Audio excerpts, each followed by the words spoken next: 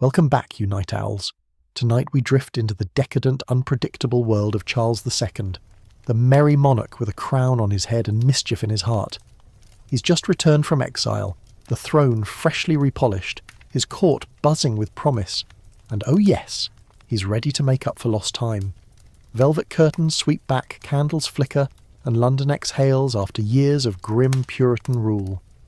There's music now, and theatre, and laughter in the streets, and behind those palace doors, let's just say, they probably won't survive this. So before you get comfortable, take a moment to like the video and subscribe, but only if you genuinely enjoy what I do here. And hey, post in the comments where you're tuning in from and what time it is. We're building a map of night owls, one time zone at a time. Now, dim the lights, maybe turn on a fan for that soft background hum, and let's ease into tonight's journey together. Day 1660. 1600. The wind whips through the sails as Charles Stuart returns to English soil after nearly a decade in exile. Parliament, eager to bury Cromwell and all his stiff-shirted legacy, has declared for the monarchy again.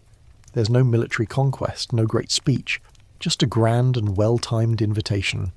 Please come back, Your Majesty, and we promise never to decapitate a king again. Charles steps onto the beach in Dover with long legs and longer hair, radiating that oddly modern kind of charisma. Sarcastic, sleepy-eyed, and faintly amused by everything. He's 30 years old and deeply uninterested in being a martyr. He wants to be adored.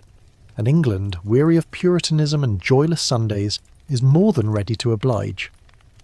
There's dancing now in the palace halls, operas reopening, plays rising from the ashes. Yes, even Shakespeare's bawdiest ones.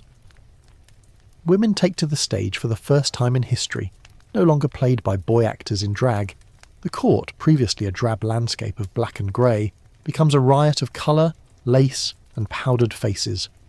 Charles presides over it like a patron saint of indulgence, restoring more than just the monarchy. He restores the very idea of fun. Behind the merriment, though, lingers a complicated truth. This newly restored king has no legitimate heir. He's unmarried and childless, unless you count the rumours, many of which, as we'll soon discover, are delightfully true. But first, some background. Charles is the son of Charles III, who tried the whole divine right thing and paid for it with his head in 1649. His father's execution sent shockwaves through Europe, and young Charles was whisked off to safety, wandering across France, the Spanish Netherlands, and anywhere that would tolerate a penniless royal.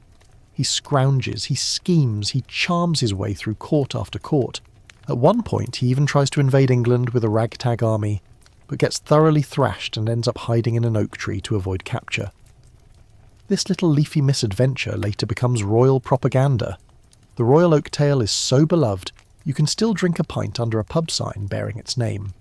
During exile, Charles grows up fast and sideways. He learns French politics, Italian flirtation, and Dutch finance. He also learns what it feels like to be a king without a kingdom, and vows to enjoy every second once he's got one again. So when Parliament comes knocking with a velvet glove and a crown, he doesn't hesitate. The deal is simple. You get your throne back, but let's not repeat your father's mistakes, yes? Charles agrees, mostly.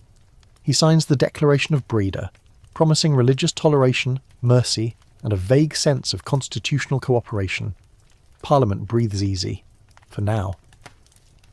His coronation in 1661 is less sacred rite, more theatre extravaganza. Nobles pour in with freshly minted titles. Fireworks crackle across the sky. There's roast ox, fountains of wine, and enough gold embroidery to blind a bishop. The monarchy isn't just back, it's fabulous. The people love him. They love his dark curls, his lazy wit, his total refusal to pretend he's morally superior. This is no solemn king. This is the kind who rolls his eyes at sermons, sleeps in until noon, and flirts with half the actresses in London. He even has a motto that sounds like it belongs on a dorm room poster: "Let not poor Nelly starve." We'll meet Nelly later, but first let's talk about the general vibe. Charles's court becomes an ongoing masquerade, equal parts Versailles and backstage dressing room.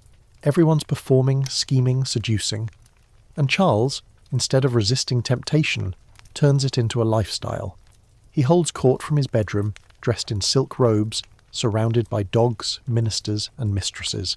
If Versailles is a temple to absolutism, Whitehall under Charles is more of a well-lubricated dinner party. But all is not giggles and champagne. For one, England is still smouldering from Civil War trauma. Political factions clash like spoiled cousins. Religious tension simmers, Catholics, Protestants, Anglicans, dissenters, all glaring across pews. And of course, there's the ever-awkward issue of succession. Because here's the thing, Charles is married. Just not yet. And even once he is, the problem doesn't go away. In 1662, he marries Catherine of Braganza, a Portuguese princess with impeccable manners and a dowry large enough to fund several small wars. She brings with her Tangier, Bombay, and a lifelong affection for tea, which she politely introduces to English society, sparking a national obsession that still hasn't cooled. But no babies. Try as they might, and they do try, Charles and Catherine remain childless. Historians still argue whether the fault lay in miscarriages, infertility, or something more mysterious.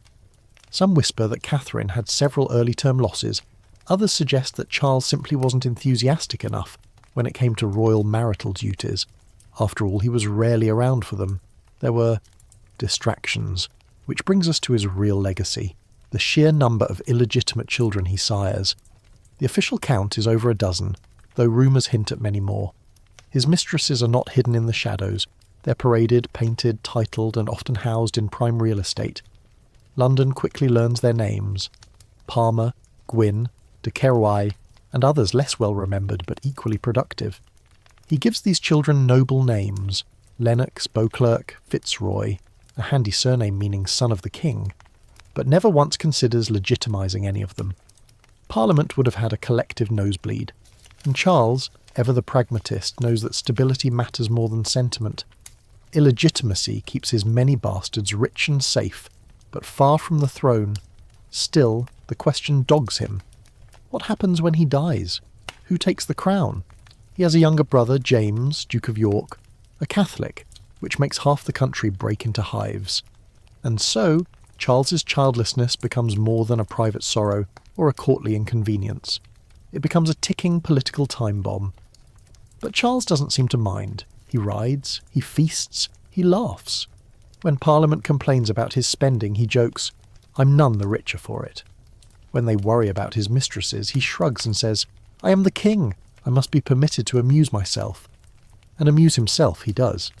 There are moments, though, when the frivolity peels back and something more serious glints underneath. During the Great Plague of 1665, Charles retreats from London, but not without setting up emergency responses and staying updated on the daily death toll. When the Great Fire burns the city to a crisp the following year, he personally oversees the rebuilding. He even walks the streets, comforting the homeless, ordering fire breaks, suggesting architectural improvements. Behind the velvet curtain, there's a king who genuinely cares. But always, the question of heirs remains. Catherine, still hopeful, hosts quiet prayer circles. The court gossips, foreign ambassadors speculate, Parliament frets, and Charles? He raises glass after glass to his little Fitzroys, each more charming than the last, none of them welcome at the succession table. In a different world, one where just one of those sons was born to a crowned queen, we might be looking at a very different royal lineage. Instead, Charles's legacy is a glittering maze of scandal, satire, and second-best bloodlines. But for now, the party continues. The Restoration is not just a political event, it's a sensory revolution. After years of grey Puritan restraint, England under Charles II blossoms into a world of texture, sound, and excess. Velvet tapestries return to the halls of Whitehall. Trumpets signal pageants, and the royal kitchens hum with the labour of roast fowl, sugared fruits, and claret decanted by the gallon. Everything smells of musk and spice, of damp silk and candle smoke. It's no coincidence that the perfume industry thrives at court during these years. When everyone is sweating through 5 layers of satin, a little help is needed. Charles surrounds himself with spectacle, not for vanity, though he has his moments, but for mood. The Restoration Court is carefully curated chaos. At Whitehall, tapestries depict scenes from Greek myth. Aphrodite here, a centaur there, and actual Greek tragedies are performed just a corridor away. Courtiers dress like peacocks with powdered faces and brocaded boots. The very air fizzes with ambition. Everyone wants something, a title, a fortune, a brief whisper with the king. But the main attraction, always, is Charles himself. He is unlike any monarch England has known. Tall, over 6 feet, thin, with an aquiline nose and a mouth always 1 second away from a smirk.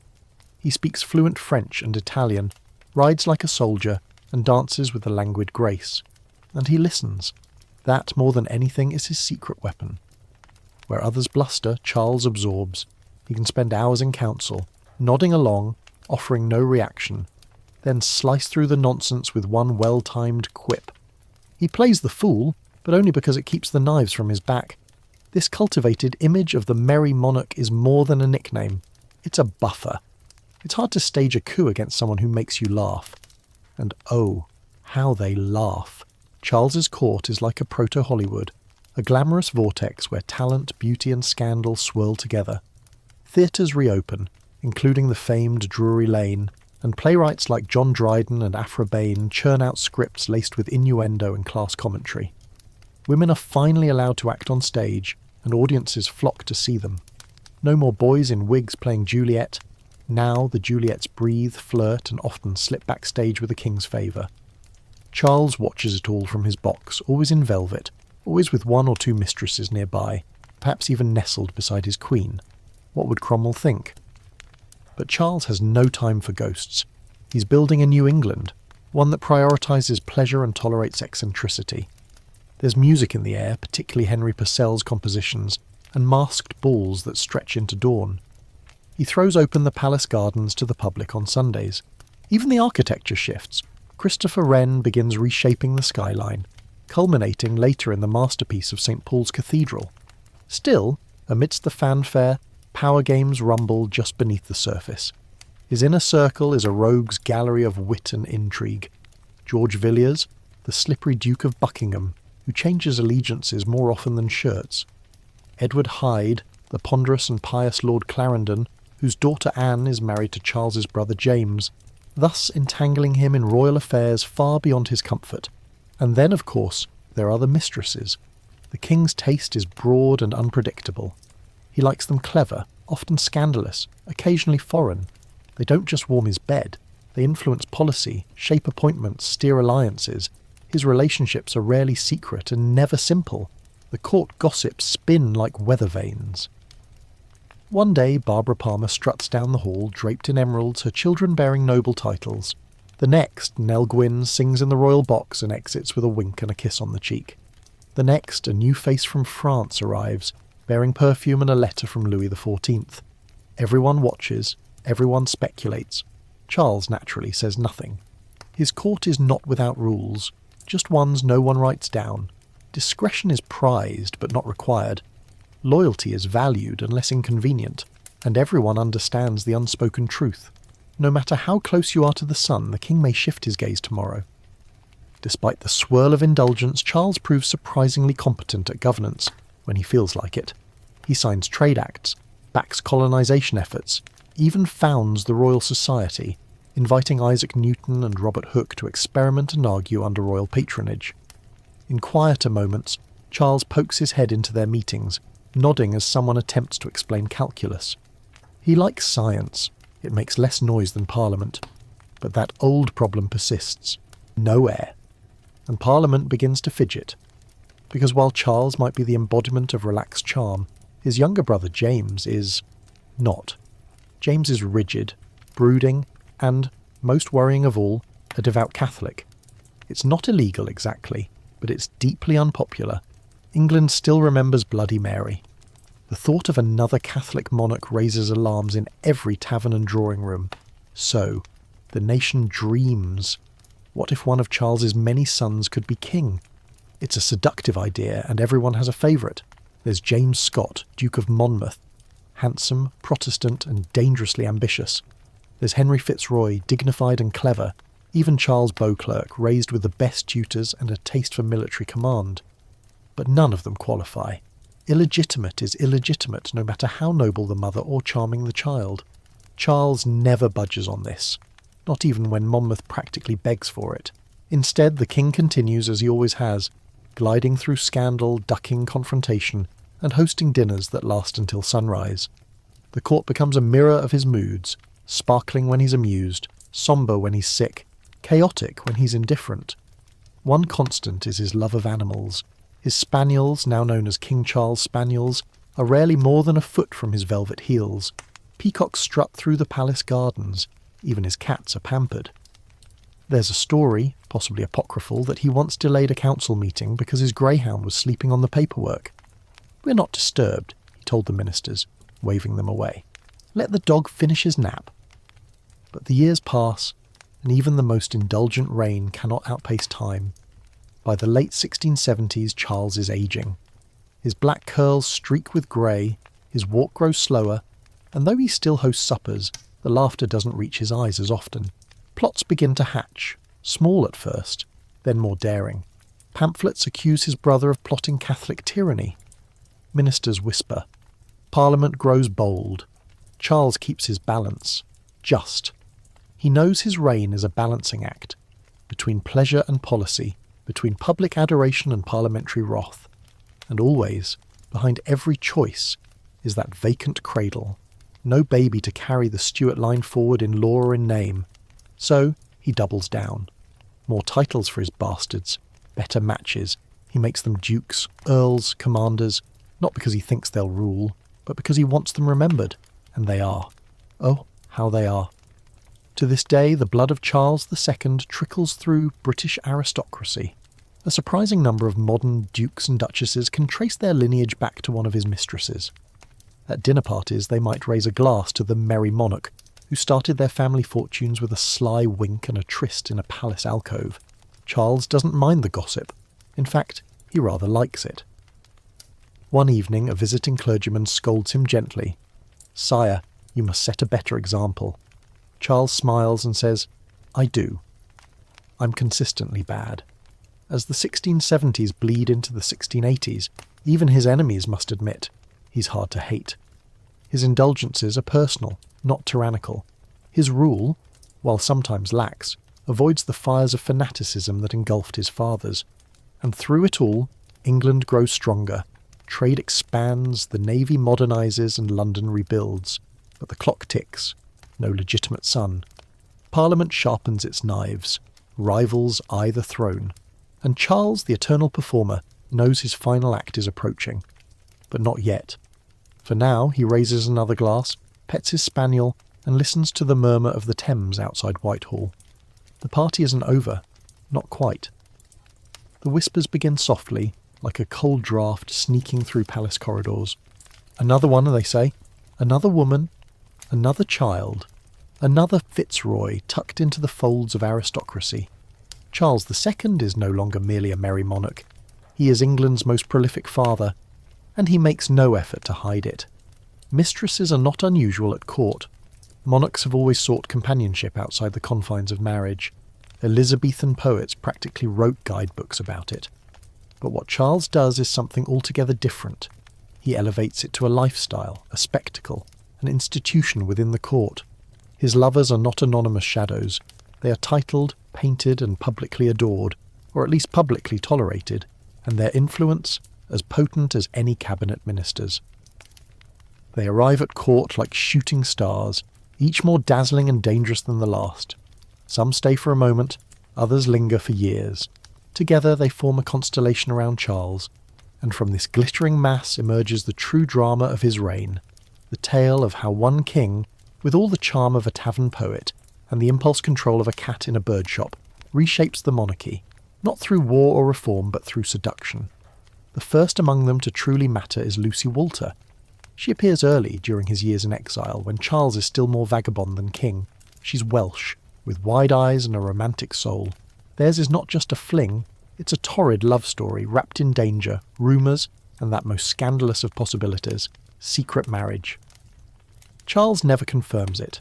Historians still argue whether Lucy ever became queen in anything but her own imagination. What she does become, unquestionably, is the mother of his first acknowledged illegitimate son, James Scott, later Duke of Monmouth. From birth, Monmouth is a problem wrapped in promise. He's dashing, Protestant, and in the eyes of many a far better heir than Charles's actual brother, the Catholic Duke of York. The public loves him. Nobles hedge their bets. And all the while the rumour lingers like wood smoke. Was Lucy Walter truly Charles's wife? If so, then Monmouth isn't just a favourite son. He's the rightful heir. Charles never says yes, he never says no. He simply raises the boy with every advantage, gives him lands and titles, and smiles vaguely when questioned. It's the royal version of let's see where this goes. Then comes Barbara Palmer. Oh, Barbara! If Lucy was a romantic flame, Barbara is a roaring furnace. She storms into court like a scandal wearing pearls. Married, sharp-tongued, and dripping in charisma, she is everything a proper mistress shouldn't be, and Charles adores her for it. Theirs is a fiery theatrical affair that defines the early years of the Restoration. Barbara is no fool. She uses her influence like a rapier, slashing through courtly obstacles. She secures titles, pensions, even a dukedom for her first son. In total, she bears 5 of Charles's children, each more scandalously positioned than the last. She demands loyalty and diamonds in equal measure. But Barbara is also volatile. She fights with the Queen. She mocks ministers. She once shows up at court with her dress so low-cut, it scandalises even the French ambassador, and that's saying something. Eventually even Charles tires of the drama, though he never truly dismisses her. Like an echo in a hallway, she always lingers. Then, as if summoned by a scriptwriter eager for a twist, a new figure steps onto the stage. Nell Gwynn. Nell is different. She doesn't come from aristocracy or foreign courts. She sells oranges in a London theatre and becomes an actress with a laugh that can stop traffic and a wit sharp enough to poke royalty. She meets Charles when she's barely 20, performing comedies that make the ladies blush and the gentlemen cheer. He is enchanted. Nell doesn't manipulate. She doesn't need to. Her charm is so effortless, it wraps around Charles like a blanket. She gives him 2 sons, one of whom, Charles Beauclerk, is made Duke of St. Albans.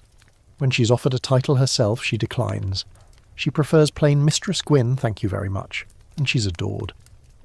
While Barbara is feared and the Queen is pitied, Nell is beloved by the public. She walks through London and crowds part. When one mob mistakes her for the French mistress, Louise de Querouaille, Nell reportedly leans out her carriage window and shouts, "Good people, I am the Protestant whore." The crowd roars in laughter and lets her pass. Ah yes, Louise. The French ambassador, cleverly playing matchmaker on behalf of Louis XIV, introduces Charles to Louise de Querouaille with all the subtlety of a velvet sledgehammer. She is elegant, cultured, and utterly strategic. Within months, she's not only Charles's mistress, but a political conduit to France. He showers her with jewels, titles, and a palace. Unlike Nell, Louise isn't here to entertain the English. She's here to represent French interests, and she does it with impeccable poise. Their son, Charles Lennox, is made Duke of Richmond. The boy is raised with privilege and polish. His descendants, eventually, will intertwine with the very heart of British nobility. Each mistress brings a different flavour to the royal recipe. Some sweet, some spicy, some utterly indigestible. There's Moll Davis, another actress, who dances her way into the royal bed and is quickly packed off after one too many tantrums. There's Hortense Mancini, a runaway duchess with sword skills and a string of lovers, who engages Charles in a fling both glamorous and utterly impractical. And through it all, Catherine of Braganza remains. The Queen watches these women come and go with quiet dignity. She endures year after year with no child to anchor her position and no power to enforce her will. She and Charles maintain a strange, affectionate distance. A marriage more ceremonial than personal. He never divorces her. He never treats her cruelly. But he does not give her what she most wants, a legitimate heir. Instead, the palace teems with children not her own. Boys who look like Charles, same eyes, same smile, but who pass her in the hallway with uncertain nods. She prays, she hosts, she drinks her tea, and she waits. The English people, meanwhile, develop a curious tolerance for their king's extracurricular activities. They grumble, sure, but they also gossip, write satirical plays, and secretly admire his candour. Charles never pretends to be virtuous. He doesn't need to. He's fun. He's human. And somehow, that makes his flaws easier to forgive. Still, the country is not one endless masquerade. Tensions grow. Plots simmer. The line between scandal and sabotage thins with each new affair, each new Fitzroy or Beauclerk granted a dukedom. Parliament begins to worry, not just about morality, but about succession. The more sons Charles acknowledges, the more dangerous it becomes to have no legitimate heir, because someday someone might try to change that. And that someone is already lurking in the wings, his name whispered, his ambition cloaked in silk and smile. James Scott, the Duke of Monmouth. The name James Scott carries a strange weight in the corridors of Whitehall. Not quite royal, not quite common. He walks with the confidence of one who believes he should be king, and the awkward reality of knowing he legally never can be. Born in Rotterdam in 1649 to Lucy Walter, James enters the world while his father, Charles, is still crownless, drifting through European courts and living on charm and credit. Charles acknowledges him early, perhaps too early. As a baby, James is brought into the Stuart fold with unusual fanfare for a child born out of wedlock. It is said Charles believed Lucy's tearful pleas when she claimed to be his wife. Others insist he humoured her for the sake of peace. Whatever the truth, he gives the boy his name, his affection, and eventually a title, Duke of Monmouth. And that's where the trouble begins. Monmouth grows up steeped in privilege and purpose. He's handsomer than most of his legitimate cousins, taller than many of his uncles, and far more popular with the people. Protestant, personable, and naturally theatrical, he's the kind of man who makes soldiers cheer and widows swoon. He learns to ride, fence, and flatter with equal skill. When he struts through the court gardens, even the statues seem to lean a little closer. Charles gives him every opportunity: military posts, income, access. But he never gives him legitimacy. Not even when Monmouth begs, pleads, or pouts. The king, ever fond of his eldest son, remains resolute. No bastard will inherit the crown, not even his favourite, and Monmouth hates it. In public he smiles. In private he broods. His eyes drift constantly toward his Uncle James, Duke of York, the designated heir, the Catholic brother everyone dreads. Monmouth can feel the difference. Where he is adored, James is distrusted. Where he is beloved, James is tolerated. It seems so obvious. Why not him? He begins to cultivate a following, slowly at first, then with increasing boldness. Protestant nobles start to view him not as a royal pet, but as a possible alternative. After all, who wants a Catholic king when there's a Protestant one already half-trained and twice as charming? Monmouth doesn't just lean into this narrative. He embraces it with the fervour of a Shakespearean lead. He stages grand entrances, appears at Protestant rallies, even tours the countryside, shaking hands like a modern politician. He's not subtle, but he is effective, and Charles sees it all. He doesn't confront Monmouth, not directly. That's never been Charles's style. Instead, he tries to cool the fervour by sending his son abroad, giving him new assignments far from London's intrigue. It works, briefly. But the seeds have already been planted. The idea that Monmouth might one day wear the crown takes root in England's restless soil. Meanwhile, back at court, the other illegitimate children enjoy quieter, if equally gilded, lives. Charles FitzCharles, Earl of Plymouth, dies young. Henry Fitzroy, Duke of Grafton, grows into a competent soldier and sailor. Charles Beauclerk, Duke of St Albans, Nell Gwyn's son, is known for his good looks and poetry, though he prefers gambling to governance. None, however, inspire quite the same obsession as Monmouth. Part of it is timing. He's the oldest, the first, to bear the weight of public fantasy. Part of it is politics. Protestant England is in no mood for a Catholic monarch, and Monmouth represents an escape hatch. But part of it, perhaps the most dangerous part, is that Monmouth begins to believe his own myth. He surrounds himself with flatterers. He cultivates the image of a warrior prince. He even hires poets to write verses comparing him to David, the anointed king, unjustly denied his throne. His wife, Anne Scott, is heiress to immense Scottish lands, giving him wealth and influence. Together they host salons that feel more like shadow courts. The gossip mills work over time. Was Lucy Walter really married to Charles in secret? Did a lost document exist? Perhaps a letter, a confession. One account claims Lucy gave a black box containing the marriage certificate to a trusted friend. Another insists Charles admitted the marriage on his deathbed. Historians still argue. Some call it nonsense. Others point to circumstantial evidence. Diaries, letters, whispers long faded into rumour.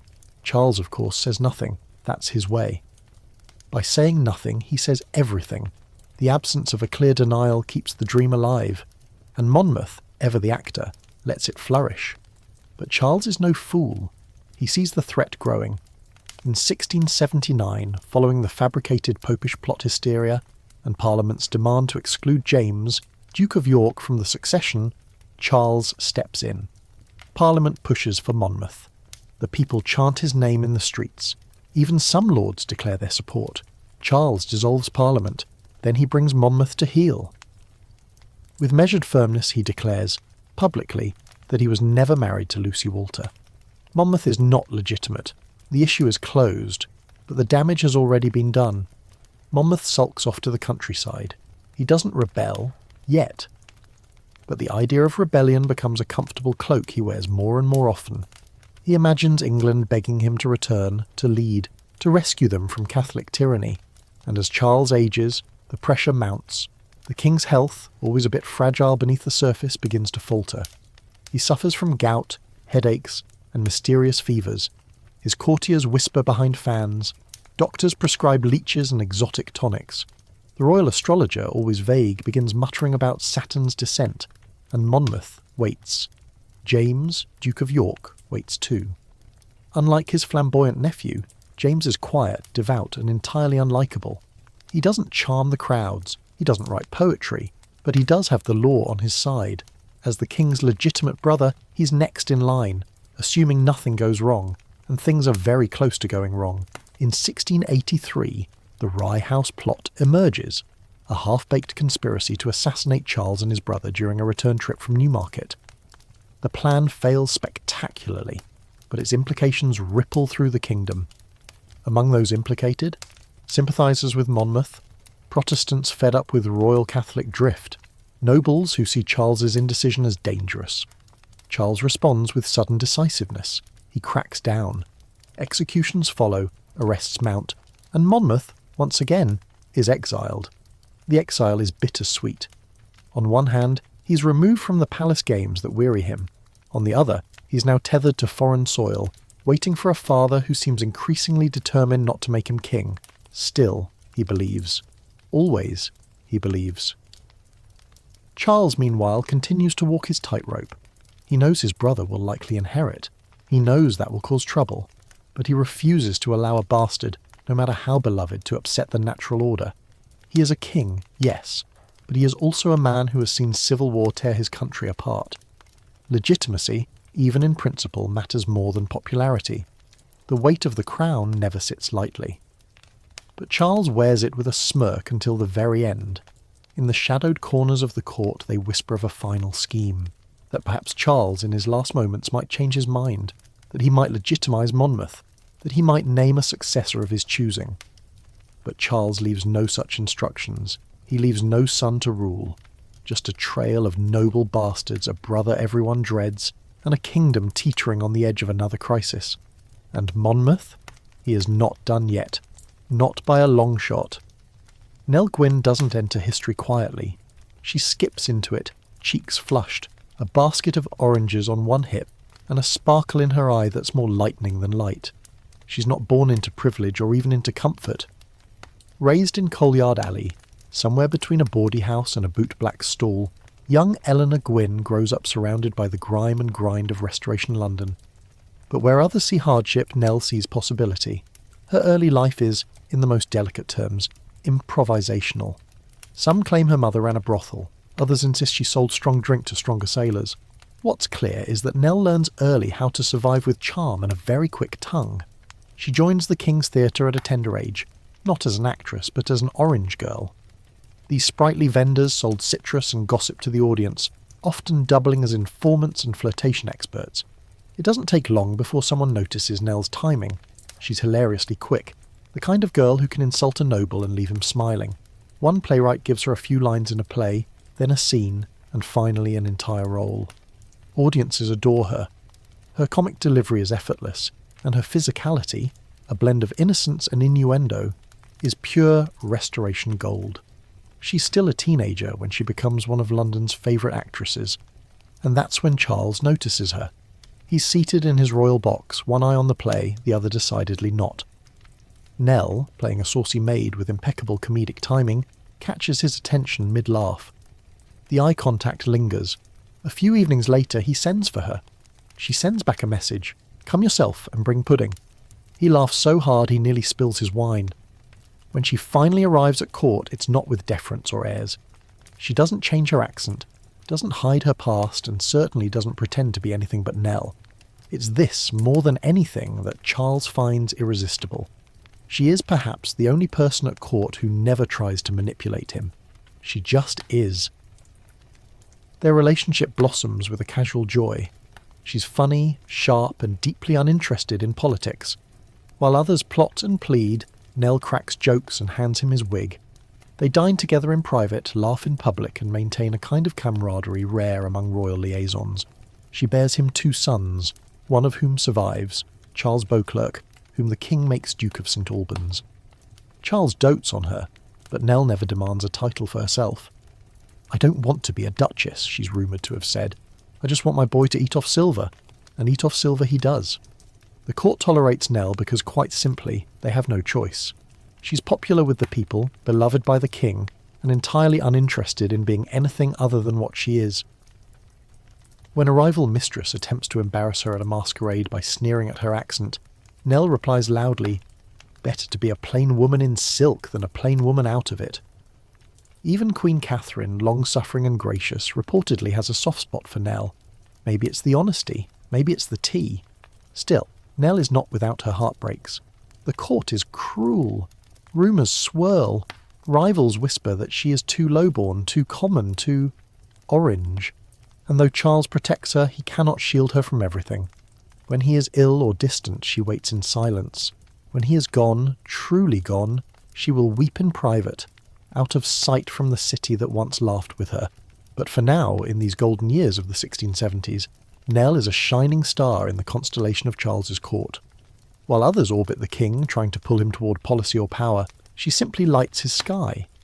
She represents something deeper in the Restoration ethos, a rejection of false piety, an embrace of joy, and a firm belief that life should be lived, not just endured. Where Oliver Cromwell once banned dancing and drama, Nell dances on the palace lawn and brings theatre to supper. If Nell is the public's darling, then Barbara Palmer is its thunderstorm. Barbara enters the royal story not with a giggle, but with a demand.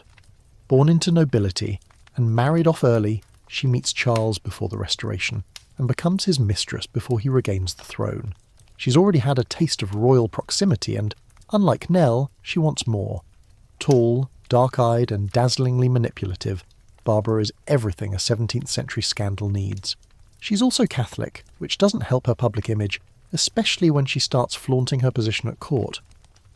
While Queen Catherine adjusts to England with quiet dignity, Barbara struts through Whitehall like she owns it, and in many ways she does. She bears Charles 5 children, each acknowledged and ennobled. The eldest becomes Duke of Southampton, another the Duke of Cleveland. Charles builds her a palace. He even grants her husband a peerage, allowing Barbara to be called Lady Castlemaine. The irony does not escape her. But Barbara's reign is anything but serene. She fights constantly, with courtiers, with rivals, with the king himself. Her tantrums are legendary. She once reportedly threw a candlestick at Charles during an argument. Another time, she mocked Queen Catherine so viciously at a banquet that even Charles had to intervene. And yet, he keeps her. She is his storm, his scandal, his habit. When they fight, the court listens through the walls. When they reconcile, the king walks about with scratches on his neck and a smug smile on his lips. Unlike Nell, Barbara wants power. She influences appointments, directs favours, and uses her access to enrich her allies. Ministers complain. The public scorns. Satirists turn her into a punchline. But Barbara does not care. She knows something the others don't.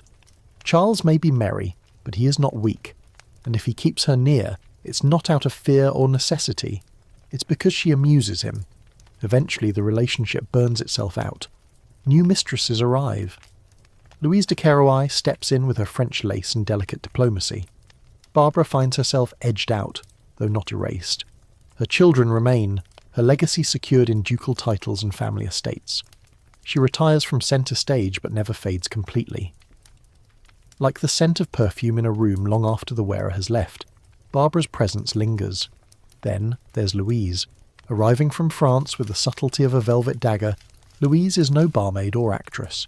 She's a lady-in-waiting with connections to Louis XIV and a head for intrigue. Charles is intrigued from the start. She's unlike the English women he's known, refined, mysterious, and always a little aloof. Where Nell made him laugh and Barbara made him sweat, Louise makes him think. She plays her cards slowly. At first, she resists his advances, claiming modesty. Then she delays further, waiting, until even the court starts to buzz. By the time she accepts his affection, she has already won. Charles is smitten, and England gains a new Duchess, Louise, Duchess of Portsmouth. Her son, Charles Lennox, will be given the title Duke of Richmond, a name that will echo through British aristocracy for centuries, and with that, Louise secures not just influence, but legacy. She also serves another master, Louis XIV.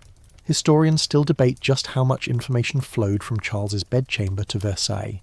Some say Louise merely promoted French interests subtly. Others believe she actively passed secrets. What's undeniable is that her presence at court shifted England's foreign policy more than once. Treaties signed, wars avoided, alliances forged, all with a whisper from a satin pillow. Charles never confronts her. If anything, he admires the game. He's always preferred players to pawns. Through all of this, the English people grow increasingly aware that their king is not so much building a dynasty as cultivating a garden of illegitimate roses, beautiful, admired, but never destined to climb the throne. Each mistress brings a child, each child receives titles, none of them, however, is born of a queen, and so the crown remains in peril. Barbara Palmer might roar, Nell Gwynn might wink, and Louise de Querouaille might whisper, but in the quiet, still corners of the palace, it is Queen Catherine who holds her place, not with power, but with patience. She is the constant backdrop to all of Charles's theatrics, the legal wife to his theatrical life. A Portuguese princess who never quite becomes English, Catherine of Braganza lives in the margins of her husband's reign, regal and tragic, devout and childless. She arrives in 1662, cloaked in the golden promise of an alliance between England and Portugal. Her dowry is impressive, Tangier, Bombay, and the rich spice routes of the East. But Catherine herself is modest, quiet, and deeply Catholic. The match is political, the romance negligible.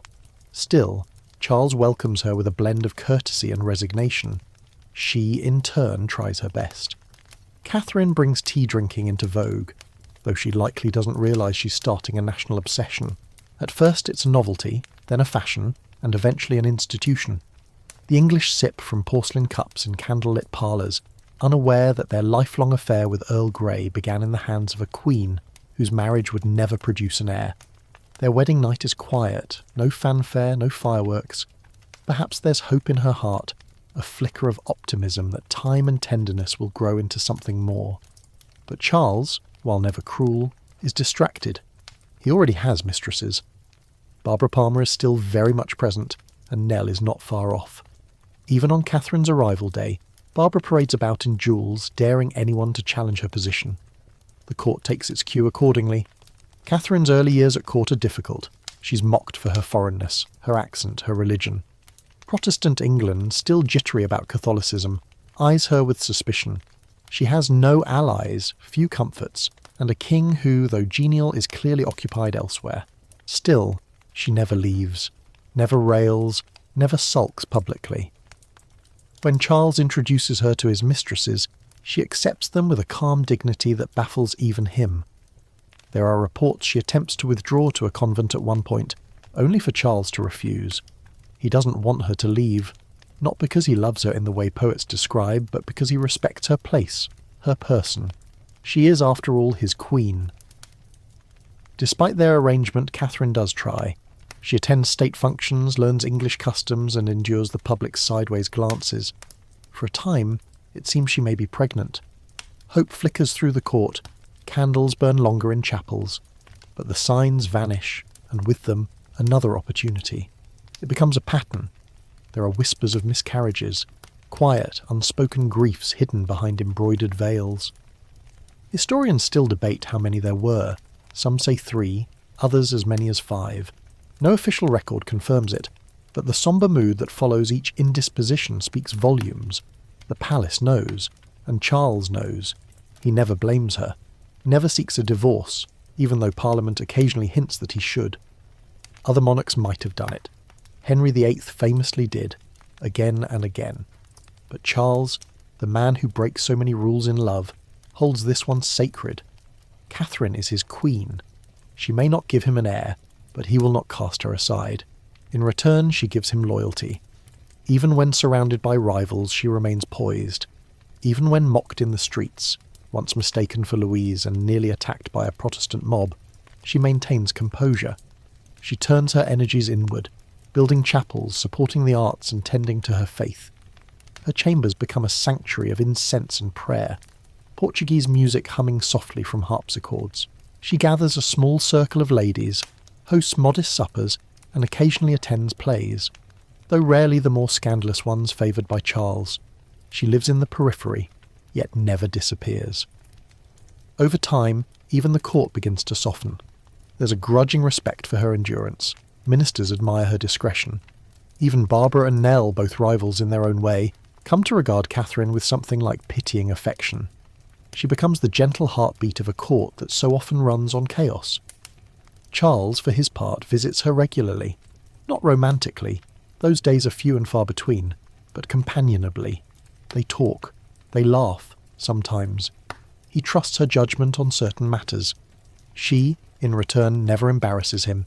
He knows how rare that is. Still, her lack of children haunts the court like a cold draught.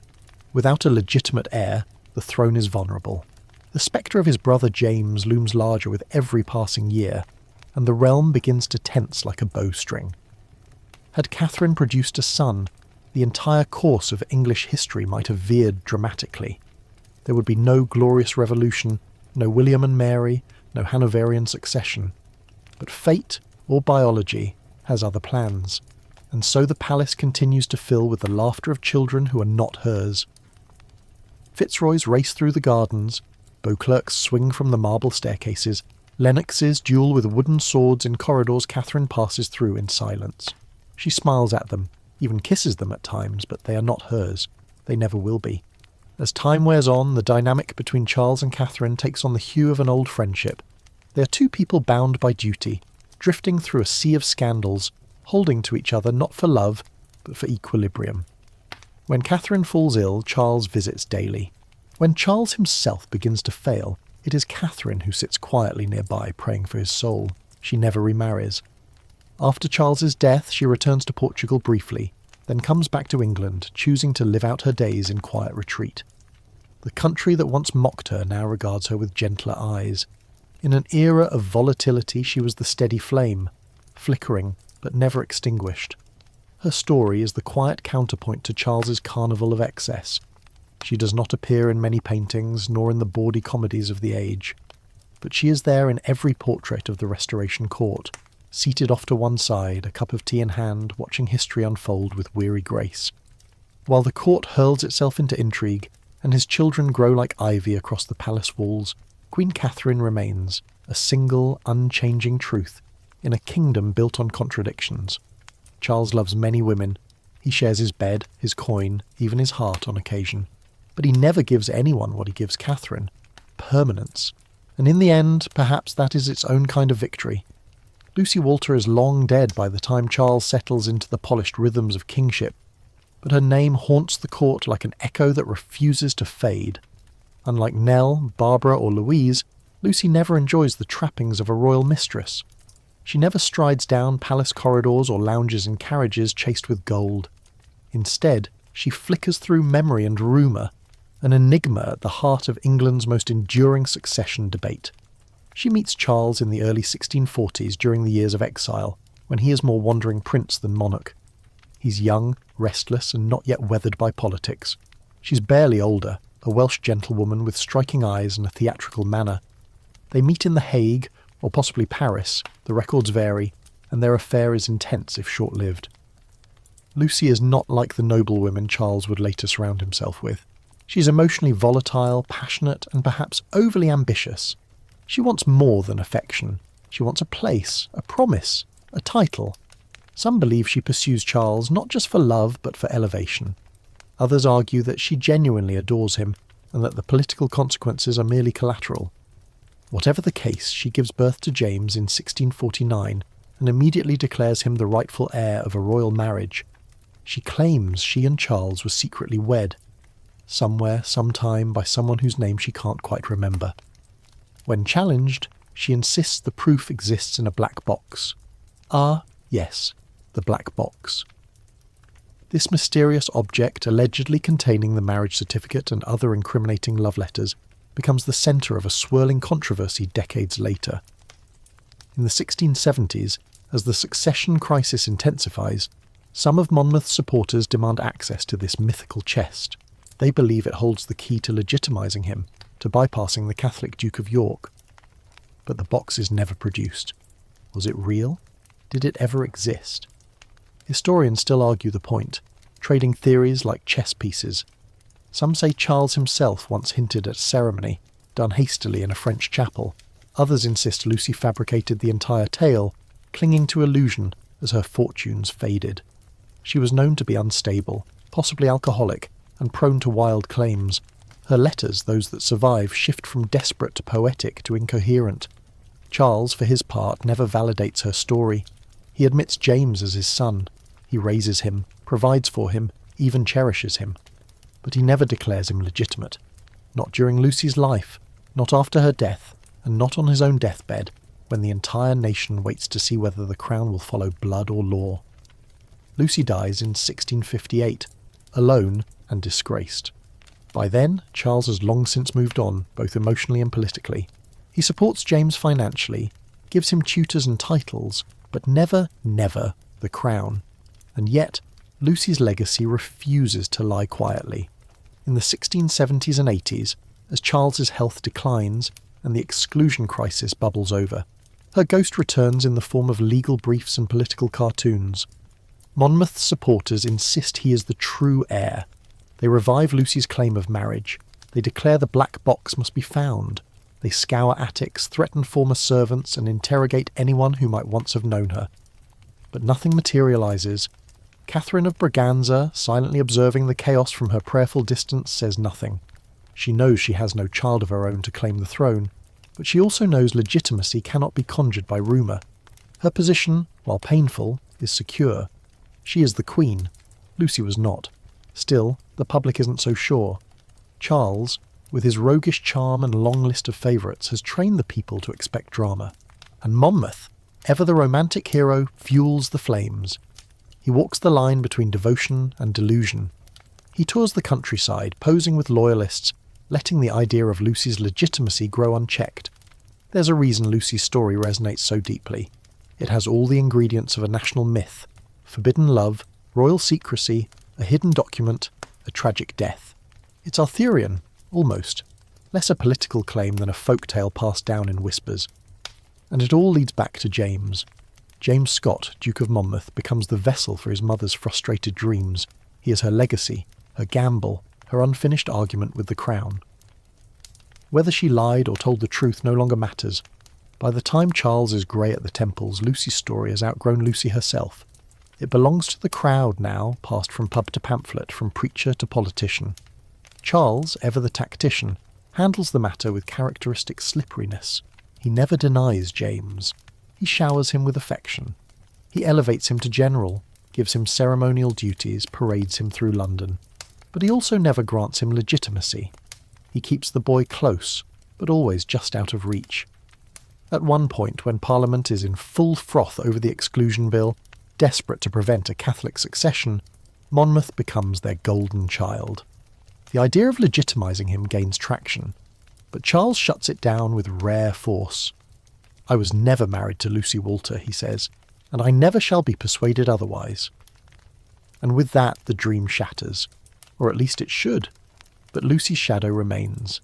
Even after Charles dies, Even after James becomes King James II, even after Monmouth rebels and fails and dies, a story we'll return to, the tale persists. People whisper about secret vows and misplaced boxes.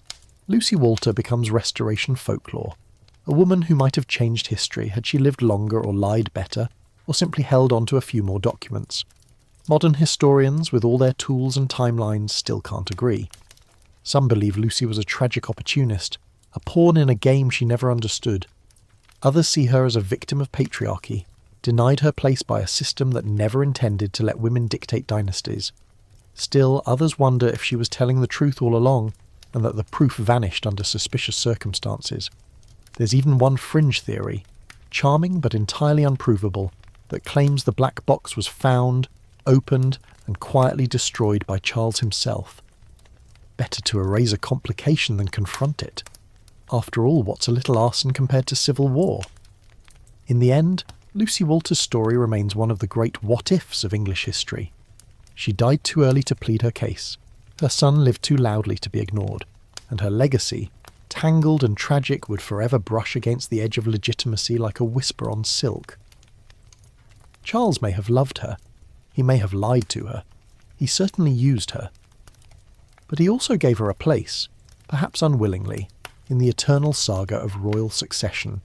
She never wore a crown, but her son would try to claim one, and that ambition would cost him everything.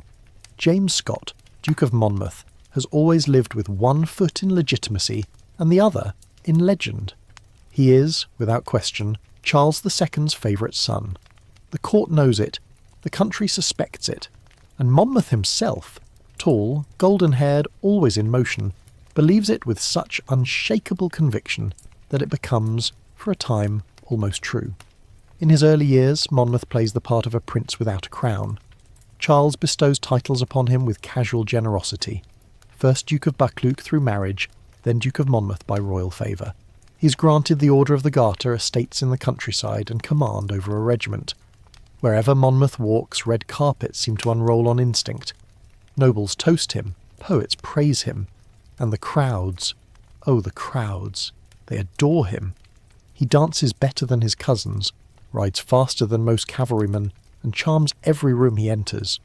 With his fair looks and Protestant banner waving subtly above his head, he becomes the people's prince. In taverns and sermons alike, his name replaces prayers for the future. Never mind that he was born illegitimate. Never mind that there's no black box to support his claim. To much of England, Monmouth is exactly what they want. A Protestant, a warrior, and a Stuart.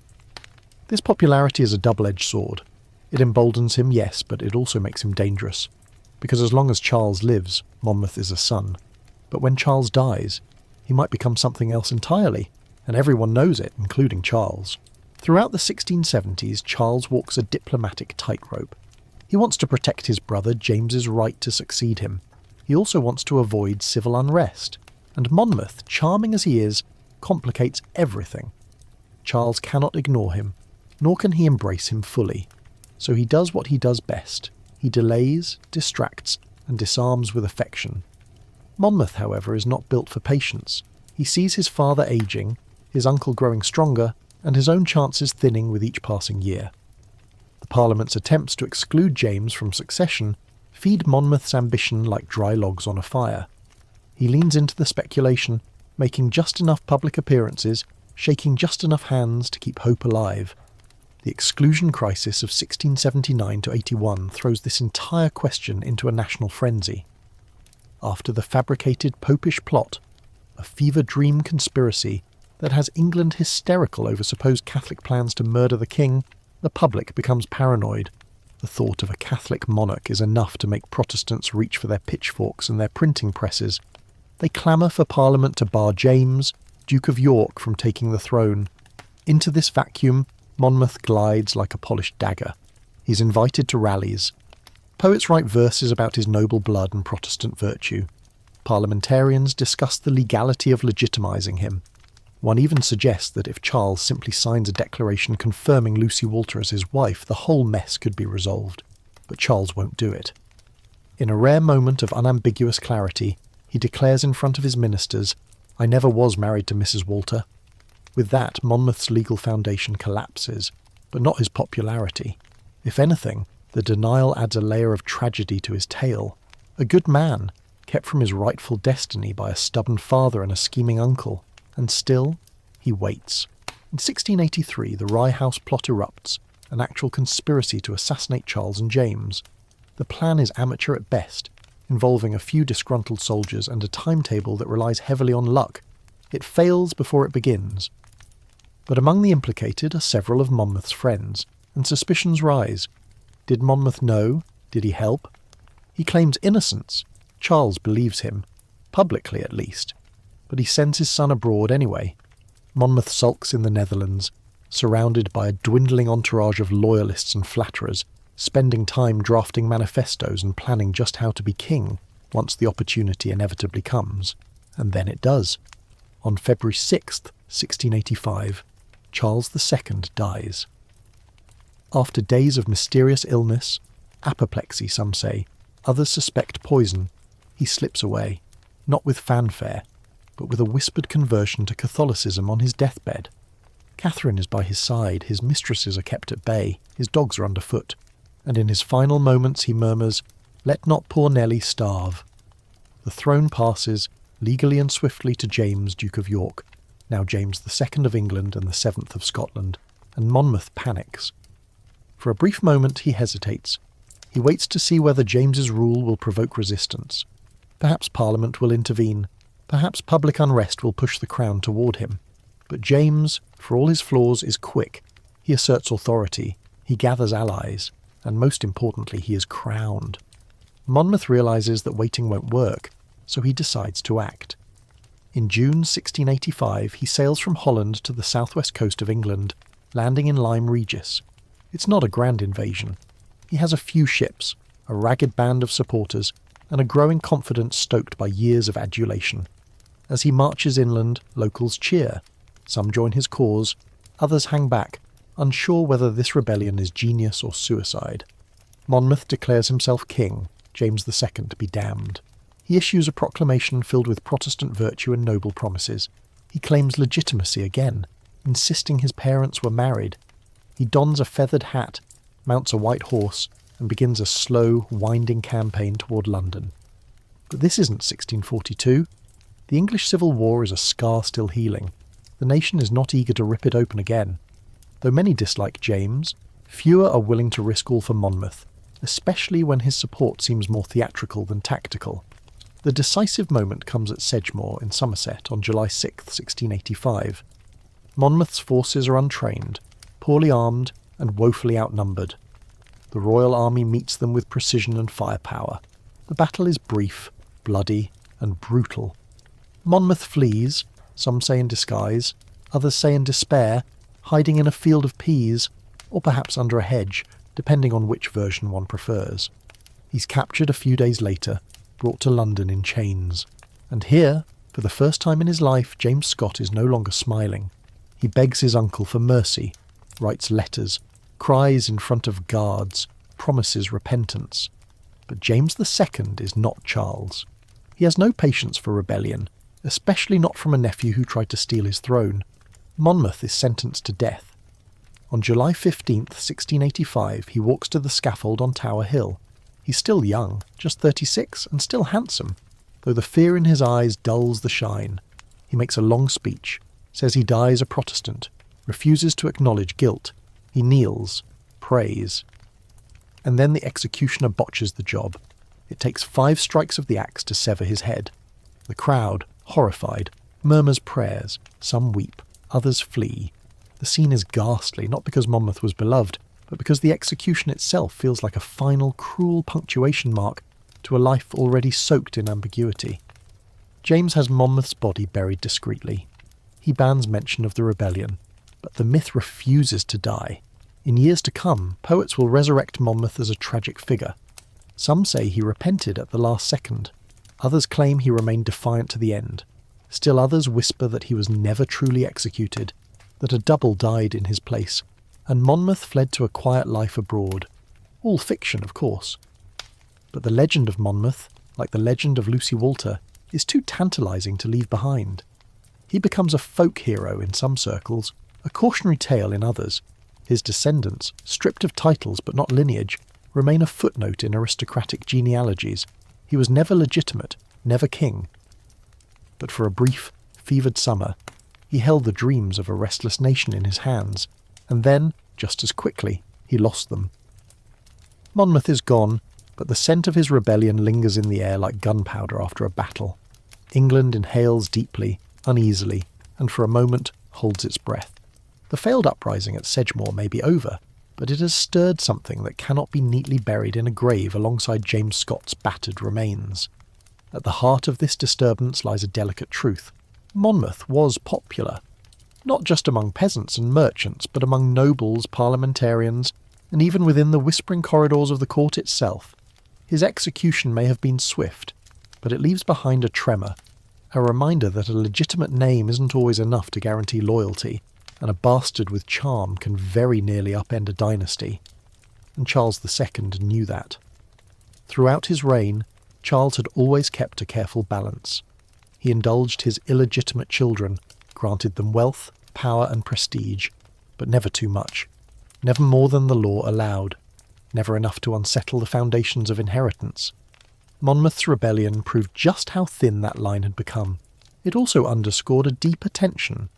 What happens when you fill the nobility with royal bastards who will never be allowed to rule? The answer, as it turns out, is complicated, because Charles's illegitimate children are not obscure figures. They are dukes, earls, barons. They marry into powerful families, sit in the House of Lords and command regiments. They attend royal weddings, commission portraits, and sponsor operas. Their blood may be unofficial, but their presence is undeniable. Take Charles Beauclerk, for example, the son of Nell Gwynn. Created Duke of St Albans, he is educated like a prince and raised with every advantage. He becomes a noted patron of the arts, serves in military campaigns, and even dabbles in poetry. He has the look of his father, that distinctive Stuart brow, the long frame, the dark, thoughtful eyes. He never claims the throne, but he never quite blends into the background either. Or Henry Fitzroy, Duke of Grafton, son of Barbara Palmer. He commands ships, earns accolades in battle, and is given the kind of responsibilities usually reserved for the legitimate born. He marries well, lives lavishly, and dies heroically in combat during the 9 Years' War. In another timeline, he might have been a king. In this one, he settles for being a celebrated nobleman with a better resume than most royals. And then there's Charles Lennox, Duke of Richmond, the child of Charles and Louise de Querouaille. He's perhaps the most polished of the royal bastards, raised with French refinement and English privilege. His descendants, curiously enough, will endure far longer than many of the main Stuart line. Today's modern dukes of Richmond, Gordon and Lennox all trace their lineage directly to this young Fitzroy. Born in the middle of courtly intrigue and raised as both ornament and insurance policy, these children form a kind of shadow dynasty, a parallel court of semi-royalty. They are welcomed in salons, toasted at banquets, and immortalised in oil and marble. They hold power, yes, but always at a controlled distance from the throne, like flames kept under glass. But not everyone is so willing to keep the glass intact. As Charles's other sons grow into adulthood, some begin to chafe against the ceiling of their birth status. Though he raises them with care, grants them wealth, and sculpts their futures with titles and expectations, they are still reminded, daily, hourly, that they are bastards. And in 17th century England, legitimacy is more than a legal technicality. It's identity. It's destiny. A few, like Grafton and Richmond, channel their ambitions into service. They become soldiers, diplomats, patrons. Others spend their lives in quiet luxury, content to be wealthy and admired, without ever truly threatening the succession. But the temptation remains. After all, Charles had no legitimate heir, no child born to Catherine, and while he may have denied Monmouth's claim with a finality that could not be undone, the question still rattled the gates. What if he had changed his mind? What if, in his last breath, he'd whispered a name? Parliament watched the bastards with increasing wariness. Even though they had no legal claim, they had wealth, armies of supporters, and the one thing a true king always needs, narrative. The English people, tired of continental wars and Catholic kings, were drawn to drama. And nothing is more dramatic than a charismatic illegitimate prince stepping into the spotlight and hinting that fate had been unkind. And so Parliament made plans. They passed laws reinforcing the line of succession. They reinforced penalties for sedition. They watched the movements of Fitzroys and Beauclerks with a bureaucratic eye. Behind smiles and handshakes, there was strategy. A quiet effort to ensure that none of Charles's many sons would follow Monmouth's example. But not all nobles shared this cautious approach. In drawing rooms and taverns, conspiracies bloomed like mould in a damp house. Some claimed the Duke of Richmond had a stronger moral claim than James II. Others whispered that Grafton was the military hero the country needed. Even Charles Beauclerk, with his easy grace and courtly connections, was briefly the subject of hopeful speculation. Most of these notions went nowhere. Some were gently squashed with letters from the Crown. Others were laughed off as pub talk. But the sheer persistence of the rumours underscores something essential. England, in the years after Charles's death, had no true consensus on what legitimacy meant. Was it law? Was it birthright? Was it loyalty, popularity, military strength? The answer seemed to shift with the mood of the kingdom. James II, now king, had none of his brother's finesse. Where Charles danced between factions, James stood firm. Where Charles avoided religious confrontation, James confronted it head-on. And where Charles knew how to manage his bastards, James pretended they didn't exist, except when they tried to steal his throne. The memory of Monmouth's rebellion made James paranoid, and rightly so. The public didn't forget. In fact, they clung to Monmouth's ghost with an almost romantic fervour. Plays referenced him, ballads mourned him. His face appeared on commemorative coins, illegal ones, but coins nonetheless. He became a Protestant martyr, a symbol of what might have been. His death didn't stop the story. It made it immortal. And his half-brothers, still breathing and still titled, had to navigate that shadow carefully. None dared claim what he had claimed. But all of them inherited his tension, the knowledge that their blood opened doors, but also locked others forever. Over time, their children and grandchildren would blend into the nobility. The Fitzroy line would give rise to dukes and duchesses, generals and governors. The Beauclerks would sponsor the arts and populate the best salons. The Lennox line would rise to surprising prominence, even producing future politicians and advisors to monarchs well into the 20th century. It is one of history's ironies that Charles II, the king who produced no heir, would leave behind a bloodline more broadly dispersed through Britain's aristocracy than many monarchs who fathered only a few. He left behind no one to wear the crown, but dozens who would wear coronets, and their influence, though unofficial, would ripple through generations, proof that even without legitimacy, even without thrones, a king's children can still shape a nation. In the drawing rooms of English country houses and the salons of London society, the whispers never stop. They do not ask who the king is. Everyone knows that. James II sits on the throne as law and lineage dictate, but they do ask a more dangerous question. Who should have been king? It is a question that drips with implication. The Duke of Monmouth may be dead, but his memory is very much alive. And more than that, the memory of Charles II's illegitimate children, his parade of sons with noble titles and royal blood, remains an ever-present reminder that monarchy is more than just bloodlines and paperwork. It is perception. It is myth. It is the story the people are willing to believe. Charles's bastards, if we may call them that with a touch of historical affection, form what can only be described as a social dynasty. No legal claim, no path to the throne, but certainly a cultural presence that looms over the Restoration and into the Glorious Revolution like the lingering smell of expensive cigars and spilled claret. And what a collection of characters they are. By the time Charles dies in 1685, he has publicly acknowledged at least 12 children from 7 different women. That number is likely conservative. Some of these children die young, others fade into the plush velvet obscurity of the minor aristocracy. But a few thrive, and thrive loudly. Their surnames give them away. Fitzroy, meaning son of the king, is practically a brand. If you walk into a ballroom and are introduced to a Fitzroy, odds are you're in the presence of someone who can trace their bloodline straight to Charles II's scandalous bed. And they wear that lineage like a tailored coat, never quite regal, but undeniably prestigious. Let's talk about legacy. The Fitzroy line is, quite simply, everywhere. The Dukes of Grafton, descendants of Henry Fitzroy and Barbara Palmer, remain prominent in English society for centuries. Grafton's descendants serve as Lords Chamberlain, Lord Lieutenant of Ireland, and even as Prime Minister. Augustus Fitzroy, the third Duke of Grafton, holds the office in the 1760s, albeit briefly and somewhat unimpressively. But the point stands, from royal bastard to head of government in just a few generations. That's a glow-up. Then there's the Lennox line. Charles Lennox, son of Louise de Querouaille, becomes the first Duke of Richmond. His descendants include dukes, duchesses, and an enduring place in English aristocracy that survives into the modern age. In fact, Charles Lennox's lineage is one of the few direct Stuart bloodlines that remains active among the British nobility today.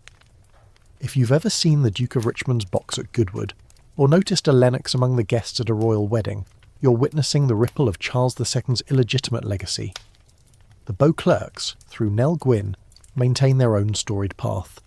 Charles Beauclerk, the Duke of St Albans, doesn't become a political force, but he is a respected patron of the arts. He writes poetry, builds a library, and fathers a large family. His descendants maintain the dukedom into the modern era as well.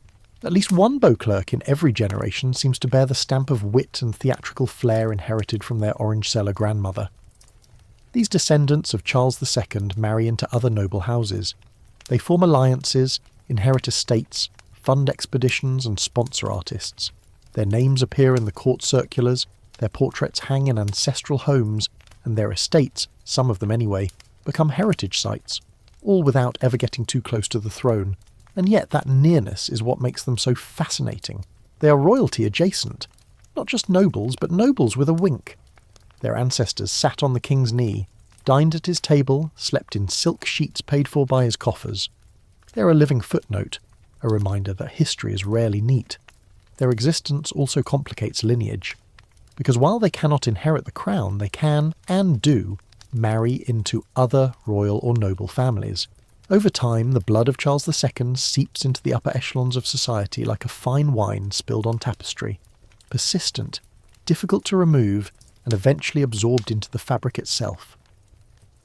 By the 18th century, it becomes nearly impossible to find a major English noble family without some trace of Stuart blood. Not through legitimate channels. James VI's line, of course, continues through the Jacobite claimants, largely ignored by official history, but through the bastards. Through the Fitzroys and the Lennoxes and the Beauclerks, they become, in a way, a stealth dynasty.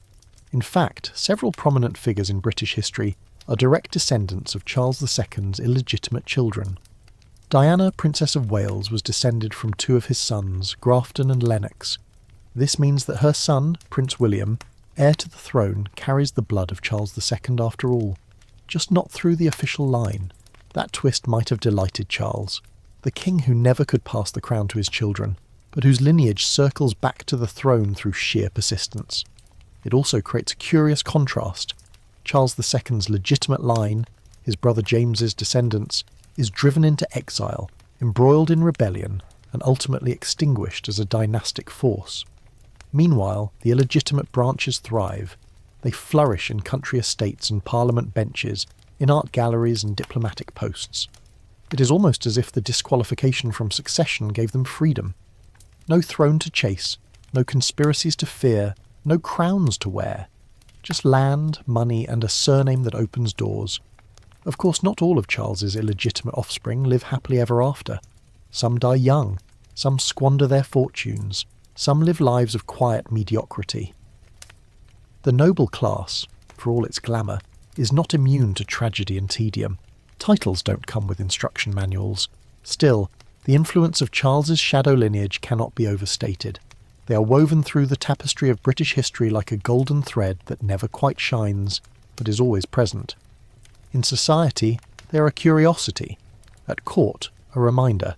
In gossip, a goldmine.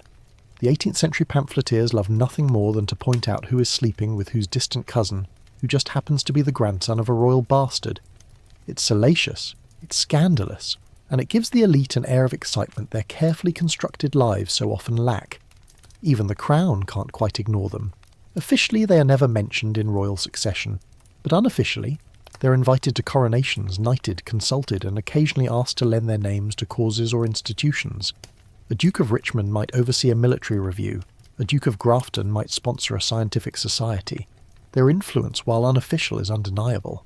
And the public, ever hungry for stories, embraces them. Charles II's illegitimate children become a peculiar type of celebrity. They don't wield power, but they possess an aura. They are links to a time when the monarchy was looser, bawdier, more human.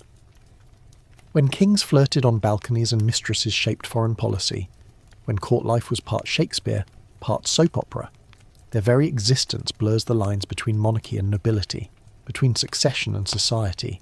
They remind everyone, especially those born into lesser means, that sometimes proximity to greatness is almost as good as greatness itself. They remind us that history isn't always about who wore the crown.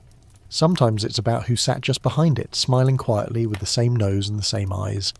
It begins with a cup of tea, or rather with the woman who drinks it. Queen Catherine of Braganza, serene and distant, still resides in the court's marble shadow.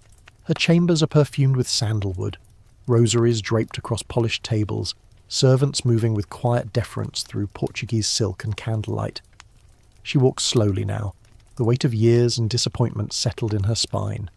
No children fill her halls, no nursery ever echoed with the cries of a Stuart baby, and yet it is her marriage, childless and silent, that frames the entire succession crisis. A Catholic queen married to a Protestant king, a union built on diplomacy and patience but never fecundity. The tension that will ultimately unravel the Stuart line is born from this emptiness, because Charles is dead, and in his place sits his brother, James II, whose beliefs are no secret. He is Catholic, devoutly, unapologetically, and despite the lingering Protestant majority in Parliament and the general population, he wears his faith like armour, not camouflage. This makes England nervous. More than nervous, actually. It makes England frantic. For centuries, the monarchy has existed in a delicate theological dance. Henry VIII broke with Rome. Elizabeth I cemented Protestant supremacy. Charles I flirted with Catholicism and lost his head. Cromwell abolished the monarchy entirely. And now here comes James, openly Catholic, openly absolutist, and freshly crowned. The nation blinks, and then begins to panic. James doesn't help matters. Almost immediately he begins replacing Protestant officials with Catholic ones. He dismisses judges, replaces Anglican bishops, and supports Jesuit missions. He issues the Declaration of Indulgence, suspending laws against Catholics and non-Anglican Protestants alike. It sounds like tolerance, but smells like preference, and Parliament notices. But James isn't just religious, he's also stubborn. He believes in divine right monarchy, the same philosophy that doomed his father. He dissolves Parliament when it disagrees with him. He rules by royal prerogative, and through it all, the English people keep asking the same question. How long will this last? At first, hope lies in his daughters. Mary and Anne, both raised Protestant, both popular. If James dies without a son, then Mary will inherit the throne, married to the Dutch Protestant Prince William of Orange. This gives the realm a kind of nervous optimism. Yes, the king is Catholic, but the future is Protestant. But then everything changes. In 1688, James's second wife, Mary of Modena, gives birth to a son, James Francis Edward Stuart, a Catholic heir, legitimate and male. Suddenly the throne no longer passes to Protestant daughters. It passes to a line that will restore Catholic monarchy for generations. The reaction is volcanic. Whispers begin at once. The Queen was never pregnant, they say. The baby was smuggled into the birthing chamber in a warming pan. It's a changeling, a fraud, a Jesuit plot. Courtiers who were present at the birth insist it was real. But the rumours spread faster than the truth. This conspiracy, ridiculous as it is, gains traction because it provides an escape route. If the child is fake, then Mary is still heir. If he's real, then England faces a Catholic dynasty. People choose the version of reality that supports their fear. Meanwhile, the king seems oblivious. He hosts baptisms, commissions portraits, names godfathers. The baby, red-cheeked and swaddled in lace, becomes a symbol of everything James's opponents dread. And the opponents are many. 7 prominent English nobles, both Whigs and Tories, send a secret letter to William of Orange. They invite him to invade. Not to conquer, mind you, but to protect the English constitution and Protestant religion. It's treason with a flourish of politeness. William agrees. He lands at Torbay in November 1688 with an army of 15,000. James panics, then rallies, then panics again. His army falters, his supporters waver, and when his daughter Anne defects to William's side, James realises the game is over. He flees, first to London, then to Rochester, and finally to France, where Louis XIV welcomes him with open arms and deep pockets. The Glorious Revolution, as it's later called, is remarkably bloodless in England. No pitched battles, no drawn-out sieges, just a king who leaves, a prince who enters, and a parliament that breathes a collective sigh of relief. But it's not so simple, because James doesn't abdicate. He flees, which raises a legal conundrum. Can a monarch be said to have left the throne if he was never deposed? Parliament debates the question furiously, and eventually decides, yes. By abandoning his kingdom, James has vacated the throne. They offer it to William and Mary jointly. A compromise. She has the blood, he has the army, and thus begins a new chapter in England's constitutional monarchy. But James is not done. Not by a long shot. He launches an attempt to reclaim his throne in Ireland, rallying Catholic support.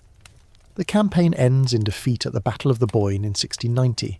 James flees again, permanently this time, and takes refuge in France, where he becomes a king in exile.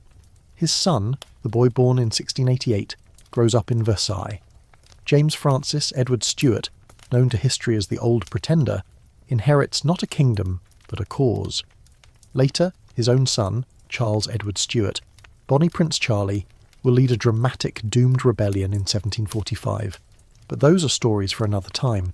What matters here is this. Charles II's failure to produce a legitimate heir created a vacuum. Into that vacuum flowed ambition, rumour, rebellion and revolution. His brother took the throne, but not the people. His nieces inherited England, but not peace.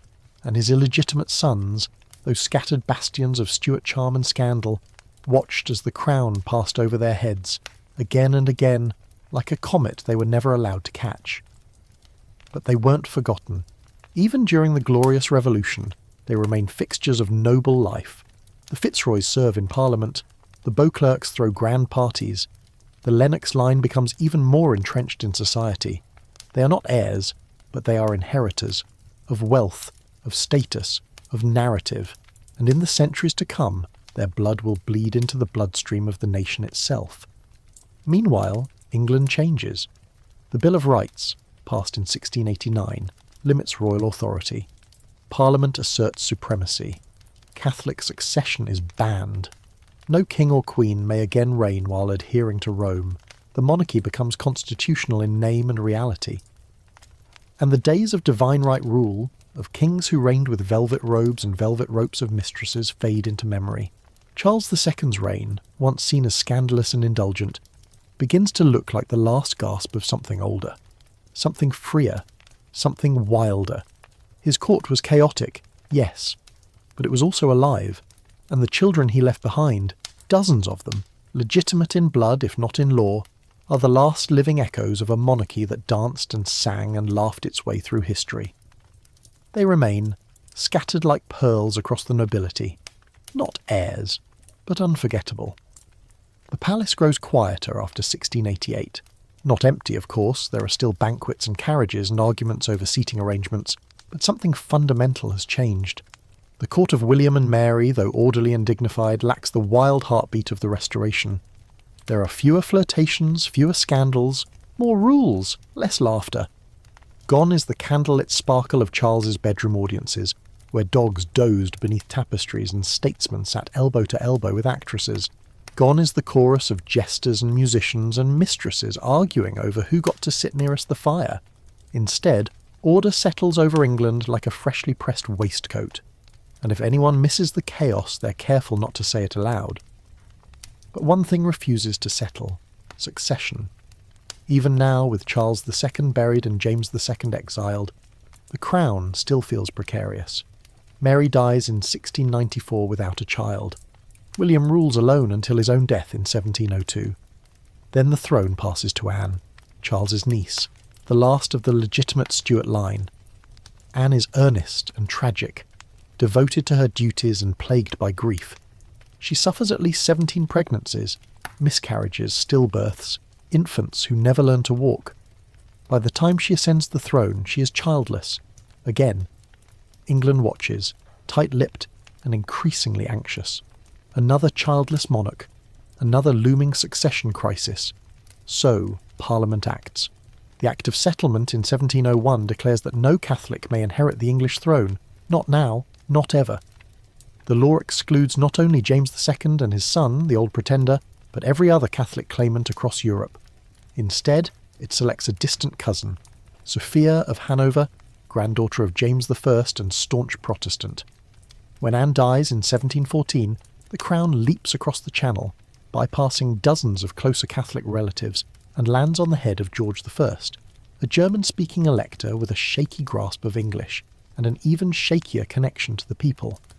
Thus begins the House of Hanover, which in time becomes the House of Windsor. But through all this rearranging, all this Protestant guarding and throne engineering, the descendants of Charles II continue to stroll through history, untitled for the throne, but undeniably part of the fabric. Take the Lennox line. Charles Lennox, the first Duke of Richmond, builds a lasting estate in Goodwood, Sussex. He develops a passion for horse racing and rural governance, laying the foundation for the Goodwood estate's future as one of England's premier country properties. His descendants play crucial roles in politics, culture and military affairs. By the time George III is on the throne, the Dukes of Richmond are seen as not just noblemen, but leaders, particularly in the Whig party. By the 19th century, the Lennoxes are embedded in the upper crust of British society. They host princes, marry heiresses, and steer the family legacy through empire and war. Even today, the current Duke of Richmond still holds the title passed down from Charles's French-born mistress, an echo of Versailles whispered into the green fields of England. And then there's the Beauclerk line. Charles Beauclerk, Duke of St Albans, never achieves military glory or political revolution, but he does cultivate a quiet dynasty of artists, thinkers, and socialites. The family becomes a patron of poets and painters, supporting the arts long after Nell Gwyn's infectious laugh has faded from living memory. In fact, one Beauclerk descendant becomes a noted antiquarian in the 18th century, preserving documents and relics of the very monarchy from which his line was once denied. These families, the Fitzroys, the Beauclerks, the Lennoxes, do more than maintain estates. They integrate. Their sons and daughters marry into other noble families. The Cavendishes, the Spencers, the Churchills. They bring the blood of Charles II into households that shape British politics for centuries. And here's where it gets deliciously circular. One of Charles's great-great-great-granddaughters, through the Fitzroy line, marries into the Spencer family. Her descendant, centuries later, is born Diana Frances Spencer, later known to the world as Diana, Princess of Wales, which means that her son, Prince William, now heir to the throne, is a direct descendant of Charles II through both the Grafton and Lennox lines. Charles, who left no legitimate heir, now sees his blood inching closer to the throne than it ever did in his lifetime. It's the ultimate restoration punchline. The merry monarch's bastards, so thoroughly denied in their own era, become the great-grandfathers of a future king. And the irony doesn't end there. While Charles's legitimate Stuart line crumbles into Jacobite rebellions and foreign exile, his illegitimate branches take root. They endure, they adapt, they marry well. And eventually, they find their way back into the palace, not through conquest, but through dinner parties and hunting weekends and quiet family trees. Even as the 18th and 19th centuries bring industrial revolution and political reform, the descendants of Charles's mistresses continue to circulate in high society. They're found at Queen Victoria's court, at Edward VII's racecourse, at the garden parties of Elizabeth II. They no longer carry the scandal of their origins. If anything, their descent from Charles becomes a point of pride, a dash of glamour, a reminder that a little mischief never hurt a monarchy. And all the while, the crown itself continues to morph. What began as a divine right monarchy becomes, step by step, a constitutional one. Kings and queens no longer rule by will, but by consent. Parliament becomes supreme. The monarchy becomes ceremonial. And in this new, subdued version of kingship, the absence of a direct heir like Charles's becomes less of a crisis and more of a curiosity. Historians look back at Charles's reign with new eyes. Once painted as frivolous and libertine, he's now appreciated for his tolerance, his love of science and the arts, and his ability to hold a fractured nation together after years of civil war. Yes, he had many mistresses. Yes, he fathered at least a dozen children out of wedlock. But he also rebuilt London after the Great Fire, supported the Royal Society, and resisted the religious extremism that ultimately tore his brother's reign apart. He ruled, not with a sword, but with a smirk. And somehow, that worked. Even today, walk through Westminster Abbey and find the monument to Charles II. Modest compared to others, no grandiose statues, no sprawling tomb, but behind the simplicity lies the legacy of a king who understood something few others did, that a monarch's influence isn't limited to who inherits the throne, it's in how the story continues, through sons given noble names, through mistresses granted palaces, through tea, theatre and science, through scandal certainly, but also through subtlety. He didn't pass on the crown, but he passed on something better, a story that refuses to end. By the time the 1680s roll into their chaotic finale, Charles II is already dead and buried, his long reign reduced to memory and gossip. But in London taverns and parliamentary chambers, one phrase is whispered with rising urgency: the Popish plot. Now, to be clear, the Popish plot is not a plot. It's a panic, a fever dream of Protestant paranoia stoked by liars, pamphleteers, and more than one man with a flair for dramatic fiction. The centre of it all? Titus Oates, a failed priest with a talent for invention and a grudge against Catholics the size of Westminster Abbey. In 1678, Oates bursts onto the political scene like a stage actor entering the final act with a sword in hand. He claims to have uncovered a vast Catholic conspiracy to assassinate King Charles, massacre Protestants, and place Charles's Catholic brother James, Duke of York, on the throne. He names names, he describes meetings that never happened, he produces forged documents with theatrical flourish. And England believes him. Because in Restoration England, fear of Catholicism is never far beneath the surface. The scars of Bloody Mary, the Spanish Armada, the Gunpowder Plot, they're still fresh in the Protestant imagination. And so, Oates's lies bloom like mould in a damp cellar. People panic, Parliament convenes in a frenzy, priests are arrested, tortured and executed. Ordinary citizens denounce their neighbours. Anything resembling Catholic sympathy is suspect. A crucifix, a papist-sounding surname, even a taste for Italian opera. Charles, ever the realist, sees through Oates almost immediately.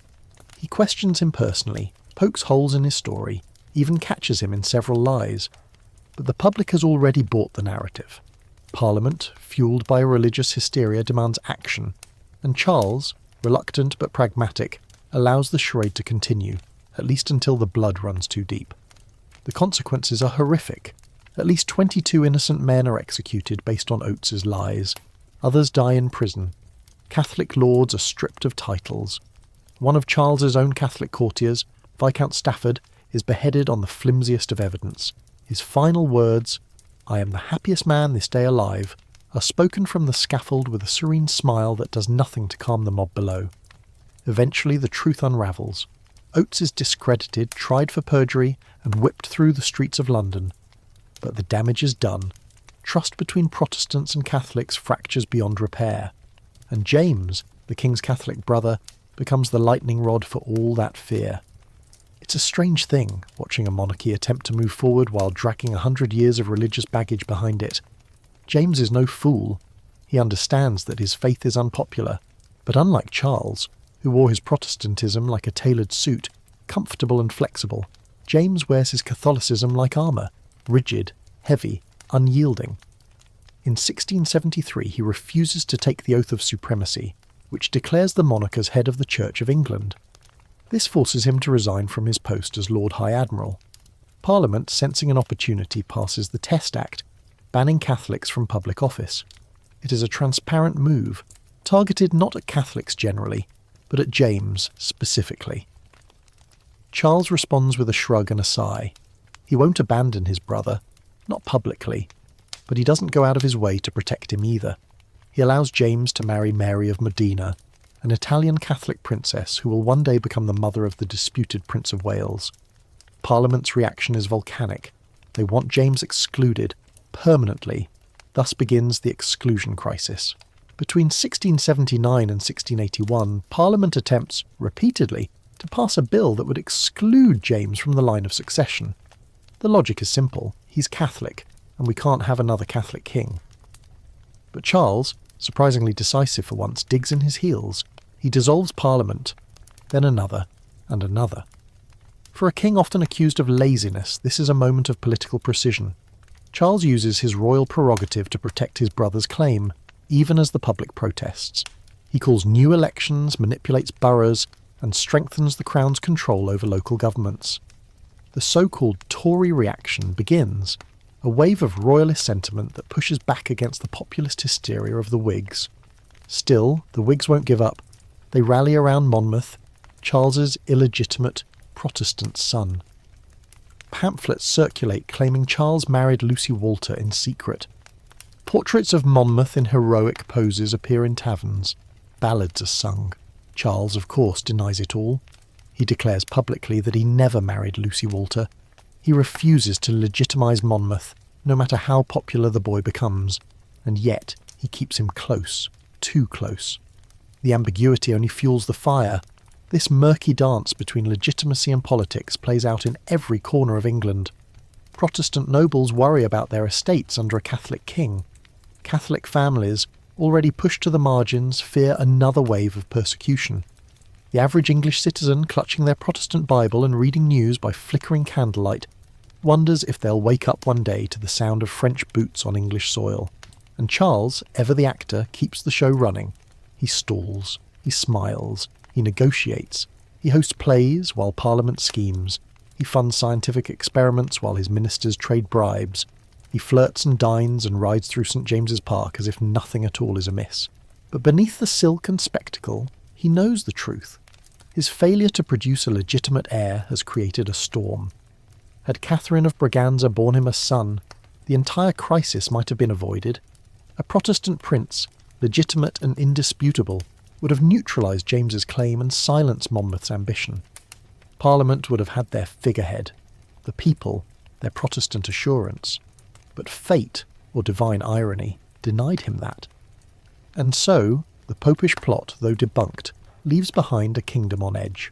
It also changes the shape of English governance. In its wake, Parliament becomes more assertive. The notion that kings must answer to law gains traction. The idea of removing a monarch, for religious reasons, for political ones, no longer feels unthinkable. The seeds of constitutional monarchy, already planted by the English Civil War, begin to sprout in earnest. And all because one king had too many children with too many women, and none with his queen. The court that once giggled at Nell Gwyn's jokes and cheered for Monmouth's parades now sits in tense silence. Portraits of Charles II still hang in noble houses, his expression forever unreadable. A smile? A smirk? A warning? His reign is over, but its consequences have just begun. James II inherits a crown gilded with tension. It sits heavily on his brow, not because it's too large, but because it was never meant to fit him with ease. His brother, Charles II, for all his chaos and cavalier indulgence, had managed to keep the monarchy afloat by sheer force of charisma and carefully deployed ambiguity. James, in contrast, is a man of principle. And as history often proves, principle is a poor dance partner in a ballroom full of diplomats and nobles with knives tucked in their sleeves. From the moment James ascends the throne in 1685, it's clear he intends to rule, not just reign. He's not interested in compromise. He's not a performer, nor does he seek to mask his Catholicism with the velvet veil his brother wore so easily. He believes he has divine sanction, and he expects obedience. For a while, it works. The Monmouth Rebellion, that wild, tragic gasp of Protestant defiance, is crushed with alarming efficiency. The bloody assizes that follow, grim trials led by the pitiless Judge Jeffreys, leave hundreds dead and many more exiled to the colonies. James believes he has made his point, and yet the more he tightens his grip, the more his kingdom squirms. He fills high offices with Catholics. He reissues the Declaration of Indulgence, bypassing Parliament to grant religious freedom. He builds a standing army, large, professional, and peppered with Catholic officers. He even has Catholic chapels constructed within royal palaces, a visual affront to the Church of England. The nobility watches in alarm. It's not just about religion anymore, it's about precedent. If James can override Parliament today on religious tolerance, What will he override tomorrow? Property rights? Judicial independence? The unwritten contract between Crown and country seems frayed, then torn. James's most damaging move, however, isn't political, it's paternal. In 1688, after decades of failed pregnancies and infant losses, Queen Mary of Modena gives birth to a healthy son, James Francis Edward Stuart. The baby, red-faced and squirming, is immediately swept into history's most combustible question. What happens next? Until this moment, many in England had tolerated James II under the assumption that his rule would be temporary. His Protestant daughter Mary, married to William of Orange, stood ready to inherit. But now there is a male heir, a Catholic one, and worse, he's a baby. That means potentially 50 or 60 years of Catholic monarchy. Panic breaks like a fever. The warming pan myth spreads like wildfire. People claim the baby isn't real, that he was smuggled into the birth chamber in a warming pan, swaddled in linen, passed off as the Queen's own. They say the real child was stillborn, and the palace, desperate to protect the Catholic line, orchestrated the swap. It's nonsense, of course. Dozens witnessed the birth, including Protestant midwives, but the truth doesn't stand a chance against a good conspiracy, especially one so perfectly suited to the national mood. And then comes the letter. 7 prominent Englishmen, Whig and Tory alike, pen a secret invitation to William of Orange. They ask him to intervene, not to conquer, they say, but to protect, to preserve the Protestant religion and the liberties of Englishmen. They offer him the throne, if he'll simply show up. William, never one to ignore a well-set table, agrees. He lands at Torbay with 15,000 men in November 1688. James prepares to resist, but finds himself increasingly isolated. His army's divided, his navy wavering. Key figures defect. Even his daughter Anne, his own flesh and blood, abandons him and joins William's side. The final blow comes not from bullets or bayonets, but from broken trust. James flees, first to London, then toward France, casting the royal seal into the Thames as he goes. He's caught briefly, brought back to London, then allowed to escape again. A carefully choreographed abdication disguised as exile. It's all very English. With James gone, Parliament moves quickly. They declare the throne vacant due to James's flight and offer it jointly to William and Mary. The Bill of Rights follows, laying out the limits of royal authority and banning Catholics from the throne permanently. The glorious revolution is celebrated for its bloodlessness, and for the most part it is. No great battles, no widespread executions, just a shift, a quiet but seismic adjustment in the nation's understanding of sovereignty. But for James, the story isn't over. From France he plots. Louis XIV provides a court in exile and funds a military expedition. James lands in Ireland in 1689, hoping to rally Catholic support and reclaim his throne. The campaign is ill-fated. He is defeated decisively at the Battle of the Boyne in 1690. He flees once more, this time permanently. His son, James Francis Edward, will grow up in the courts of Europe, educated, polished, and forever known as the Old Pretender. Later, his own son, Charles Edward Stuart, or Bonnie Prince Charlie Hun, will lead the famous 1745 Jacobite rebellion. It will nearly succeed. It will end in tragedy. But for now, in the twilight of the 17th century, the Stuart dream limps along in exile, and back in England, Charles II's name is seldom spoken in political circles, but his presence lingers. His bastards still hold titles. His memory still haunts the architecture of power. He had no legitimate heir, yet his legacy saturates the aristocracy. Ironically, it is through the revolution sparked in part by his brother's extremism and his own refusal to declare an heir that the modern British constitutional monarchy is born. The crown no longer floats above the law. It is bound by it. Parliament, once a servant, now shares the throne, and the Fitzroys, the Beauclerks, the Lennoxes, they attend coronations, they host garden parties, they marry into power, sign treaties, and pose for portraits in waistcoats stitched with royal emblems. Their bloodline, denied in principle, proves more enduring than most that wore the crown. James II, the man who inherited a monarchy, loses it in 3 short years. But Charles II, the man who fathered dozens and crowned none, lives on in velvet-lined surnames and the cheekbones of dukes. In the hushed drawing rooms of early 18th century England, the air is thick with speculation. The throne has changed hands, again, But the future still feels brittle, like porcelain on a cluttered mantelpiece. The glorious revolution has created a new order, one where Parliament now shares the dance floor with the crown, and no Catholic may ever again wear it. But the echoes of the past are not so easily silenced. James II, though exiled, remains a spectre. His court in Saint-Germain-en-Laye becomes a mirror-world monarchy, complete with etiquette, ceremonies and advisors, all clinging to the belief that he is the rightful king. His son, James Francis Edward, grows up steeped in this parallel royal reality. To his supporters, he is James III. To everyone else, he's the old pretender, and among those who remain in England, especially in the noble houses touched by Charles II's legacy, the mood is cautious.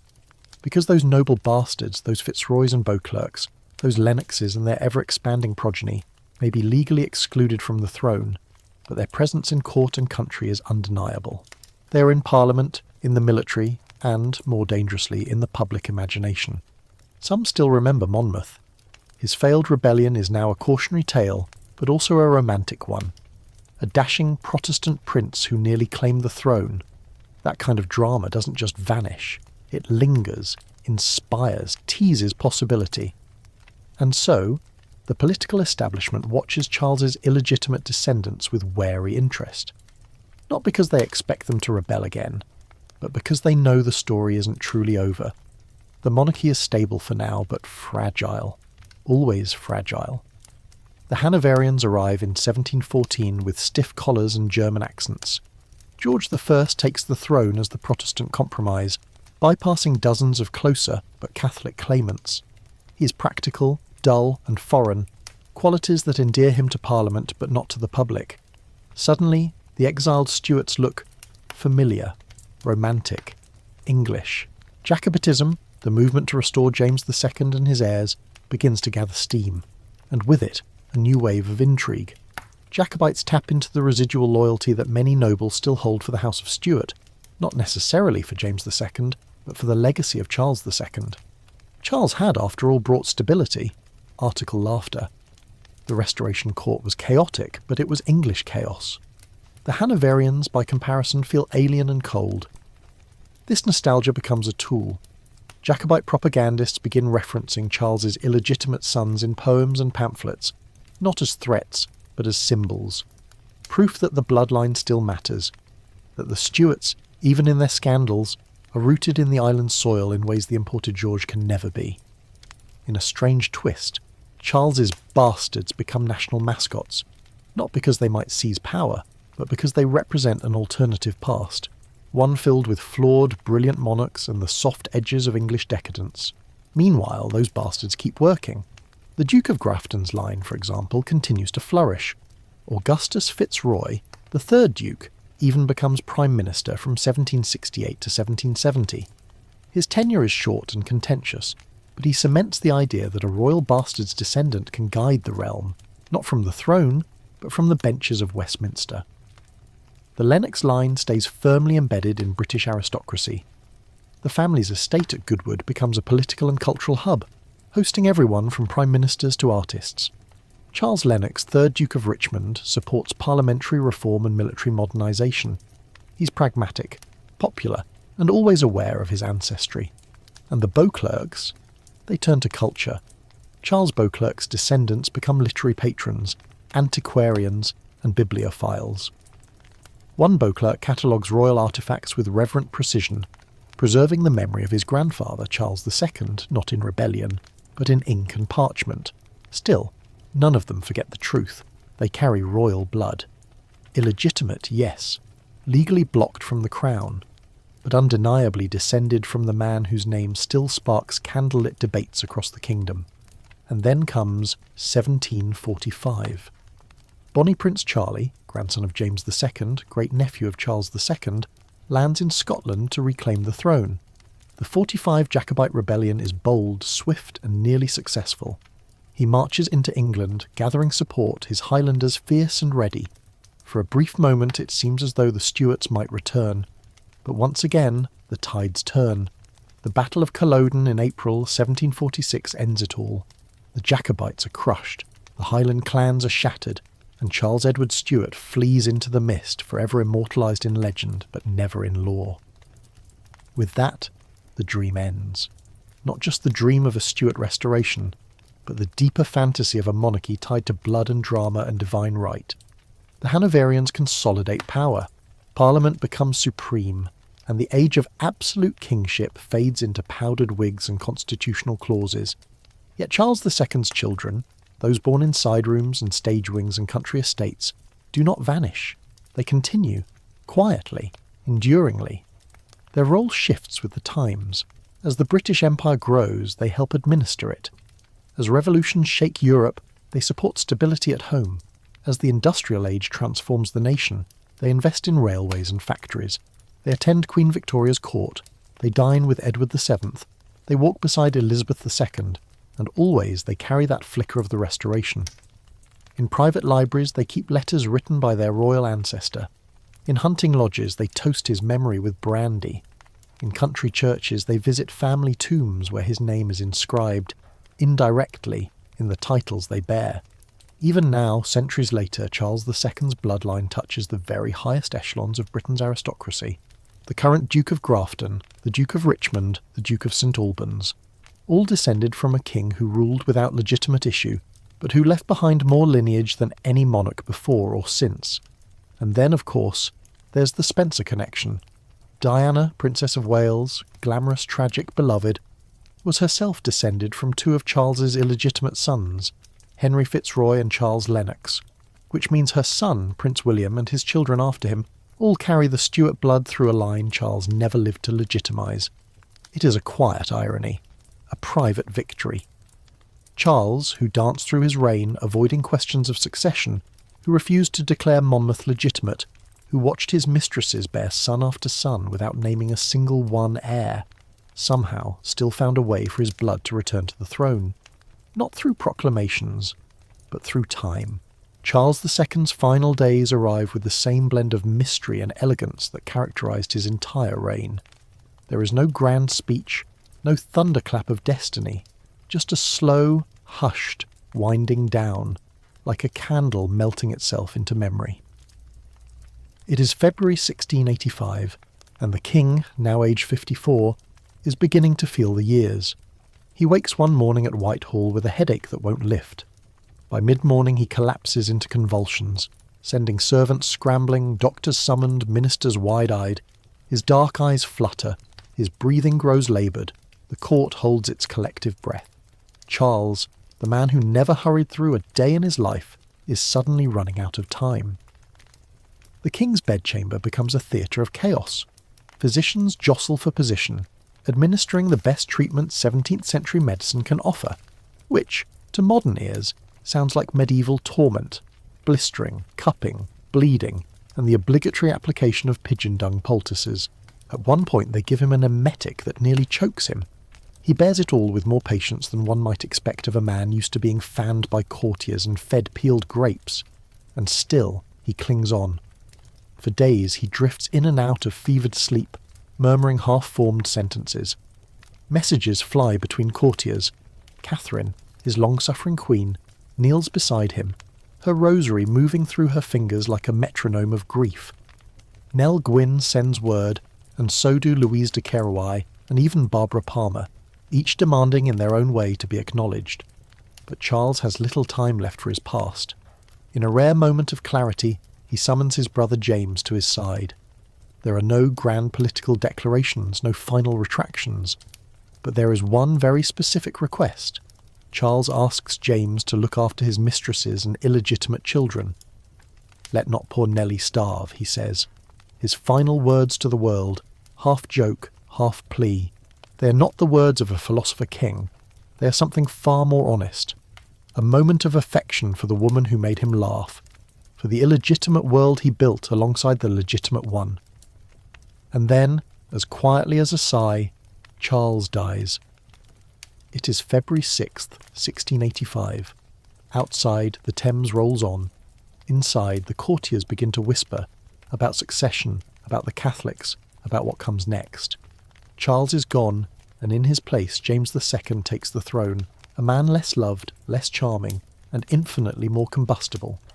But before the next chapter begins, let us linger a moment longer in that final breath. Because Charles, in those last hours, does something else, something few knew about at the time. On his deathbed he converts to Catholicism. James arranges it. A priest is smuggled into the palace in secret. Charles, barely conscious, is baptised and anointed according to Catholic rites. He dies not as the supreme governor of the Church of England, but as a Roman Catholic. It is in many ways the ultimate restoration joke. The man who spent his reign avoiding religious confrontation slips into the next world on a whispered confession. Historians have debated the sincerity of that conversion for centuries. Was it real? Was it insurance? Had he always intended to do it, or was it just another way to avoid the expectations placed upon him? We will never know. And perhaps that's the point. Charles never gave easy answers. He ruled by nuance, by ambiguity. He played both sides, not out of cowardice, but out of understanding. He knew that certainty ends conversations, and Charles always preferred to keep them going. With his passing, the court mourns, though perhaps not as deeply as it celebrated his life. The funeral is stately, but not grand. His body is interred in Westminster Abbey, near his father, Charles I, who died not of illness but of politics. The symbolism isn't lost on anyone. One king executed for being too firm, the next buried quietly for being too flexible. As James II begins his rule, Charles's children gather in subdued silence. They are not heirs, not formally, but they are family. Henry Fitzroy, the Duke of Grafton, stands tall, a military officer now. Charles Beauclerk, Duke of St Albans, wears his mourning cloak with quiet dignity. Charles Lennox, Duke of Richmond, remains by his mother's side. The others, less known, less favoured, send letters or prayers or simply whisper his name at dusk. Not one of them will ever claim the throne, but none of them will fade either. In the months that follow, Whitehall changes. The laughter dims, the salons grow stiffer, the jokes lose their sparkle. James moves into power with his rosary in one hand and divine right in the other. Parliament tenses, the people wait, and somewhere in a dusty corner of the palace a spaniel whines for its master. The legacy Charles leaves behind is complicated. He's not remembered for military victories or sweeping reforms. He does not have monuments that rival Trajan's Column or Napoleon's Ark. But what he does leave behind is a shift in tone, a kingdom that, after years of Puritan gloom, remembered how to laugh. He made monarchy human again. He allowed his people to see a king as a man, flawed, fond of wine and women, fond of music and dogs, fond of life itself. And while he may have failed to secure the succession, he succeeded in reweaving the fabric of English identity, one stitched not just with law and title, but with stories and sensation, with pageantry, yes, but also with poetry, with contradictions most of all. He was a Catholic at heart, a Protestant in practice, a king who ruled through charm and restraint rather than iron and fire. And though he left no legitimate child to continue his reign, he left a kind of dynasty nonetheless, a dynasty not of inheritance, but of influence. And now that influence must navigate a world he no longer controls. James II will take the throne with the promise of order. But order is no match for memory, because Charles's court lives on, not just in portraits and titles, but in the very culture of Britain, in the way nobles host their guests, in the way satire slides into speech, in the way laughter is never far from politics. The restoration may be over, but the echo remains. The laughter stops with James II. Where Charles had ruled like a sly raconteur, offering pleasure in one hand, policy in the other, James enters the throne room with a frown and a catechism. The velvet curtain has dropped, and the restoration's final scene has ended not in applause, but in a nervous shuffle toward the exits. Even Charles's most indulgent courtiers sense the shift. James isn't here to charm anyone. He's here to reign, and for a brief brittle while he does. Little while. He orders portraits of himself in armour. He walks the palace halls with rosary beads and long silences. He revokes the Test Acts in defiance of Parliament, replaces Protestant officers with Catholics, and lectures his ministers like a confessor rather than a sovereign. His legitimacy is uncontested, but his popularity is a ghost. The people watch him with tight mouths and quiet mistrust. Some remember the Catholic fires of Bloody Mary. Others remember the kinder chaos of Charles. Almost all of them brace for something to break. James, perhaps too wrapped in his divine right worldview to sense it, charges forward. He expands the standing army. He allows Catholic masses in royal chapels. He arrests bishops who refuse to read his declaration of indulgence from their pulpits. It's bold, it's decisive, and it is catastrophically tone-deaf. In the taverns and parishes, the murmurs begin. Some whisper of revolution, others of resignation, but more than a few cast their eyes back. Not toward James, but toward Charles. Not to say he should return, the dead are notoriously uncooperative, but to remember what his rule had meant. Because with each passing day of James's regime, Charles's reign looks rosier by comparison. He may have been lazy, they say, but he was not cruel. He may have been indulgent, but never oppressive. He may have had no heir, but at least he had humour. Even the bastards, long viewed with a kind of aristocratic indulgence, now seem preferable to the legitimate line that has plunged England into religious and political chaos. Some lords, in wine-soaked evenings, wonder aloud if perhaps one of Charles's sons, say the steady Duke of Grafton or the graceful Duke of Richmond, might have made a better king. Of course they wouldn't, not legally. But still, one can dream.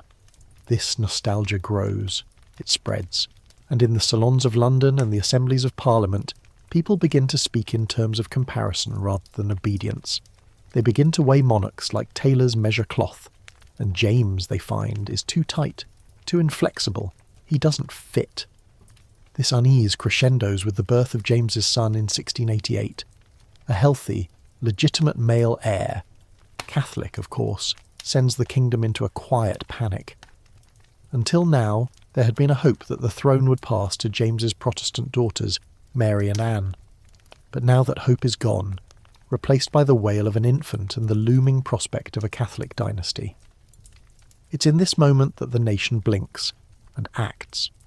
7 nobles send a secret letter to William of Orange, inviting him to intervene, not as conqueror, but as protector of the Protestant faith and English liberties. William accepts, and with barely a musket fired, James flees into the night. The glorious revolution has begun, and almost as quickly ended. William and Mary are crowned. The Bill of Rights is passed. The monarchy, once a thing of divine right and royal prerogative, becomes constitutional. The people, through Parliament, have asserted their voice. But still, Charles II lingers, not in flesh, not in name, but in tone, in comparison, in regret. Because while James's reign is remembered for fear and folly, Charles's becomes a myth. He is transformed, posthumously, from scandalous libertine into Golden Age monarch, from silken seducer to secular saviour. It is easier to idealise him now that he is safely buried. Even his Catholicism, once whispered and denied, is now remembered with a chuckle and a shrug. Well, they say, at least he kept it quiet. His children, those bastards turned nobles, only benefit from this glow. In fact, their influence swells. Henry Fitzroy's descendants become advisors and generals. Charles Lennox's progeny rule estates, host races and shape fashion. Charles Beauclerk's line funds libraries, supports poets, and even dabbles in political theory. The names Grafton, Richmond and St Albans are no longer just titles. They are brands, emblems of a strange golden generation born not from legitimacy, but from charisma. As the 18th century unfolds, this bastard nobility becomes an essential, if unofficial, feature of English identity. They serve as links to a more charming past, a restoration that feels increasingly romantic in hindsight. Their portraits hang in family manors. Their names dot the guest lists of coronations. Their coats of arms bear symbols that wink at royal origin. The irony, of course, is sharp. The king who fathered a dozen children but no heir has seeded a forest of influence that will long outlive many legitimate dynasties. But Charles never claimed to be a dynasty builder. He claimed to be king, and he ruled in his own way, by outlasting, outwitting, and in many cases out-enjoying everyone else. And in that, he succeeded. Even in death, he casts a long shadow. Not the kind that chills, but the kind that stretches lazily across the garden lawn at sunset. A reminder of something that once was, or maybe should have been. Even his critics can't quite condemn him, because he didn't destroy the monarchy, he didn't persecute, he didn't purge, he didn't plunge England into war or debt or division. He simply ruled, softly, slantwise, in satin slippers. And while his brother's reign imploded, his own continues to ripple, not in laws, not in treaties, but in the DNA of dukes, in the structure of society, in the quiet way people still say, "Remember Charles," with a smile. And perhaps that's the strangest legacy of all, to be remembered not for what you passed on legally, but for what you passed on through laughter and lineage, through stories, through names whispered just before sleep. So here we are, dear listener, at the very edge of Charles II's reign, where his influence no longer dictates royal edicts, but still dances like candlelight in the corners of British memory. His court has long since dissolved into powdered wigs and archived letters. His mistresses have faded from the gossip sheets, their portraits now framed in stately homes beside those of long-forgotten earls. And his children, those lively illegitimate sparks, have woven themselves so thoroughly into the tapestry of British nobility that few today remember where the thread began. What remains is the legacy of a monarch who didn't leave a crowned successor, but left something arguably more enduring, an entire aristocratic stratum built on charm, cleverness, and carefully managed scandal. Let's take stock. Charles II fathered at least 12 illegitimate children. That's the conservative estimate. Some say 20, some say more. Most of these children he recognised publicly, a few he showered with titles, and others he quietly supported with pensions and education. None, importantly, consistently, did he ever try to legitimise. Not even Monmouth. And in this consistency, strange as it sounds, lay a kind of integrity. He knew his position, he knew the law, he knew that legitimising a child would plunge the realm into conflict, not just over who sat on the throne, but over the very nature of monarchy itself. Could a king change the rules simply by naming his lover's son heir? Could Parliament allow it? Could the people abide it? Charles answered these questions not with decrees, but with inaction. He gave his children everything, except the throne. He played at dynasty, but never risked the institution. And so, instead of one crowned successor, he created a dynasty of dukes. Each of them carried a slice of his legacy. The Fitzroys and Lennoxes became statesmen, soldiers, patrons. They steered Britain through empire and reform, often more quietly than the monarchs they served. Their influence was never total, but it was constant, like a minor key that underscores an entire symphony without ever dominating the melody.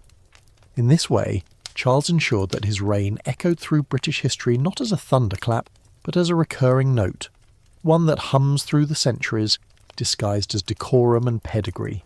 The irony that even without a legitimate son, Charles II has more descendants in the peerage today than many monarchs who fathered only a few. His blood courses through the veins of modern dukes, duchesses, and even, as we've said, through Prince William himself, via Diana, who carried the Stuart legacy like a secret smile. So much for legitimacy. But what if, just for a moment, we allow ourselves to wander? What if one of those children, just one, had been born legitimate? Say Charles and Catherine of Braganza had produced a son who lived. Say he grew strong and Protestant and popular. Say the court rallied behind him. Would England's monarchy have swerved in an entirely different direction? Almost certainly. There would have been no exclusion crisis, no Monmouth rebellion. Parliament would have had their Protestant prince ready to succeed, and James, Charles's Catholic brother, would have become a footnote, not a king. There may have been no glorious revolution, no imported Hanoverians, no Jacobite pretenders lurking in French estates, but perhaps too there would have been less flavour. For all its constitutional stability, the post-Charles monarchy often felt flat. George I could barely speak English. George II quarrelled with his ministers. George III went mad. And while Queen Victoria and Elizabeth II brought majesty in their own right, the Restoration spark, naughty, theatrical, irreverent, was never recaptured. A legitimate heir might have brought peace, but would they have brought poetry?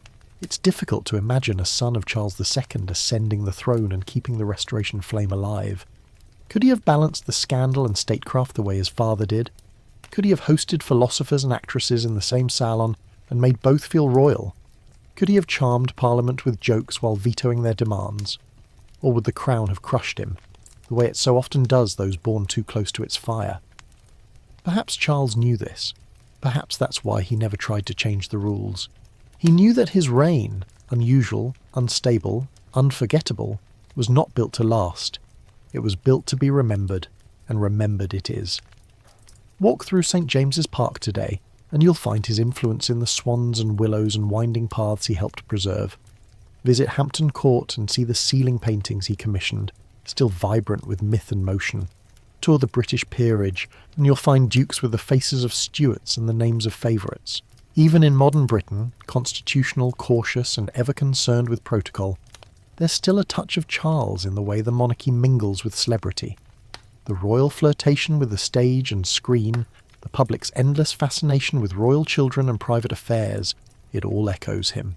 He may not have fathered a future king, but he fathered the royal modern moment, a monarchy of spectacle and scandal, image and influence, not power perhaps, but presence. And for a man who spent his life being watched, loved, criticised, adored, that might be legacy enough. So, now that the curtains have closed on our midnight procession through the court of Charles II, take a slow breath. Let the drama settle. The powdered wigs, the perfumed corridors, the sighs of actresses in candlelit wings all drift quietly back into the dreamscape of history. You've wandered through a reign built not just on law, but on laughter. Not on airs, but on echoes. And as you let your eyes close, know this. History isn't only made by treaties and titles. Sometimes it's shaped by those on the edges of the throne, the dancers, the poets, the illegitimate sons who never wore a crown but left footprints in the corridors of power. Let your thoughts drift now, softly. Picture Charles, reclining on a velvet chaise, a spaniel curled at his feet, a goblet of wine in hand. He's watching the flicker of candlelight and thinking, perhaps, that he did all right after all. Outside, the Thames murmurs as it always has, and somewhere in the far distance a courtier laughs. The king is gone, but his story lives on, in salons, in titles, and in the gentle breath between memory and myth. Sleep well, night owl.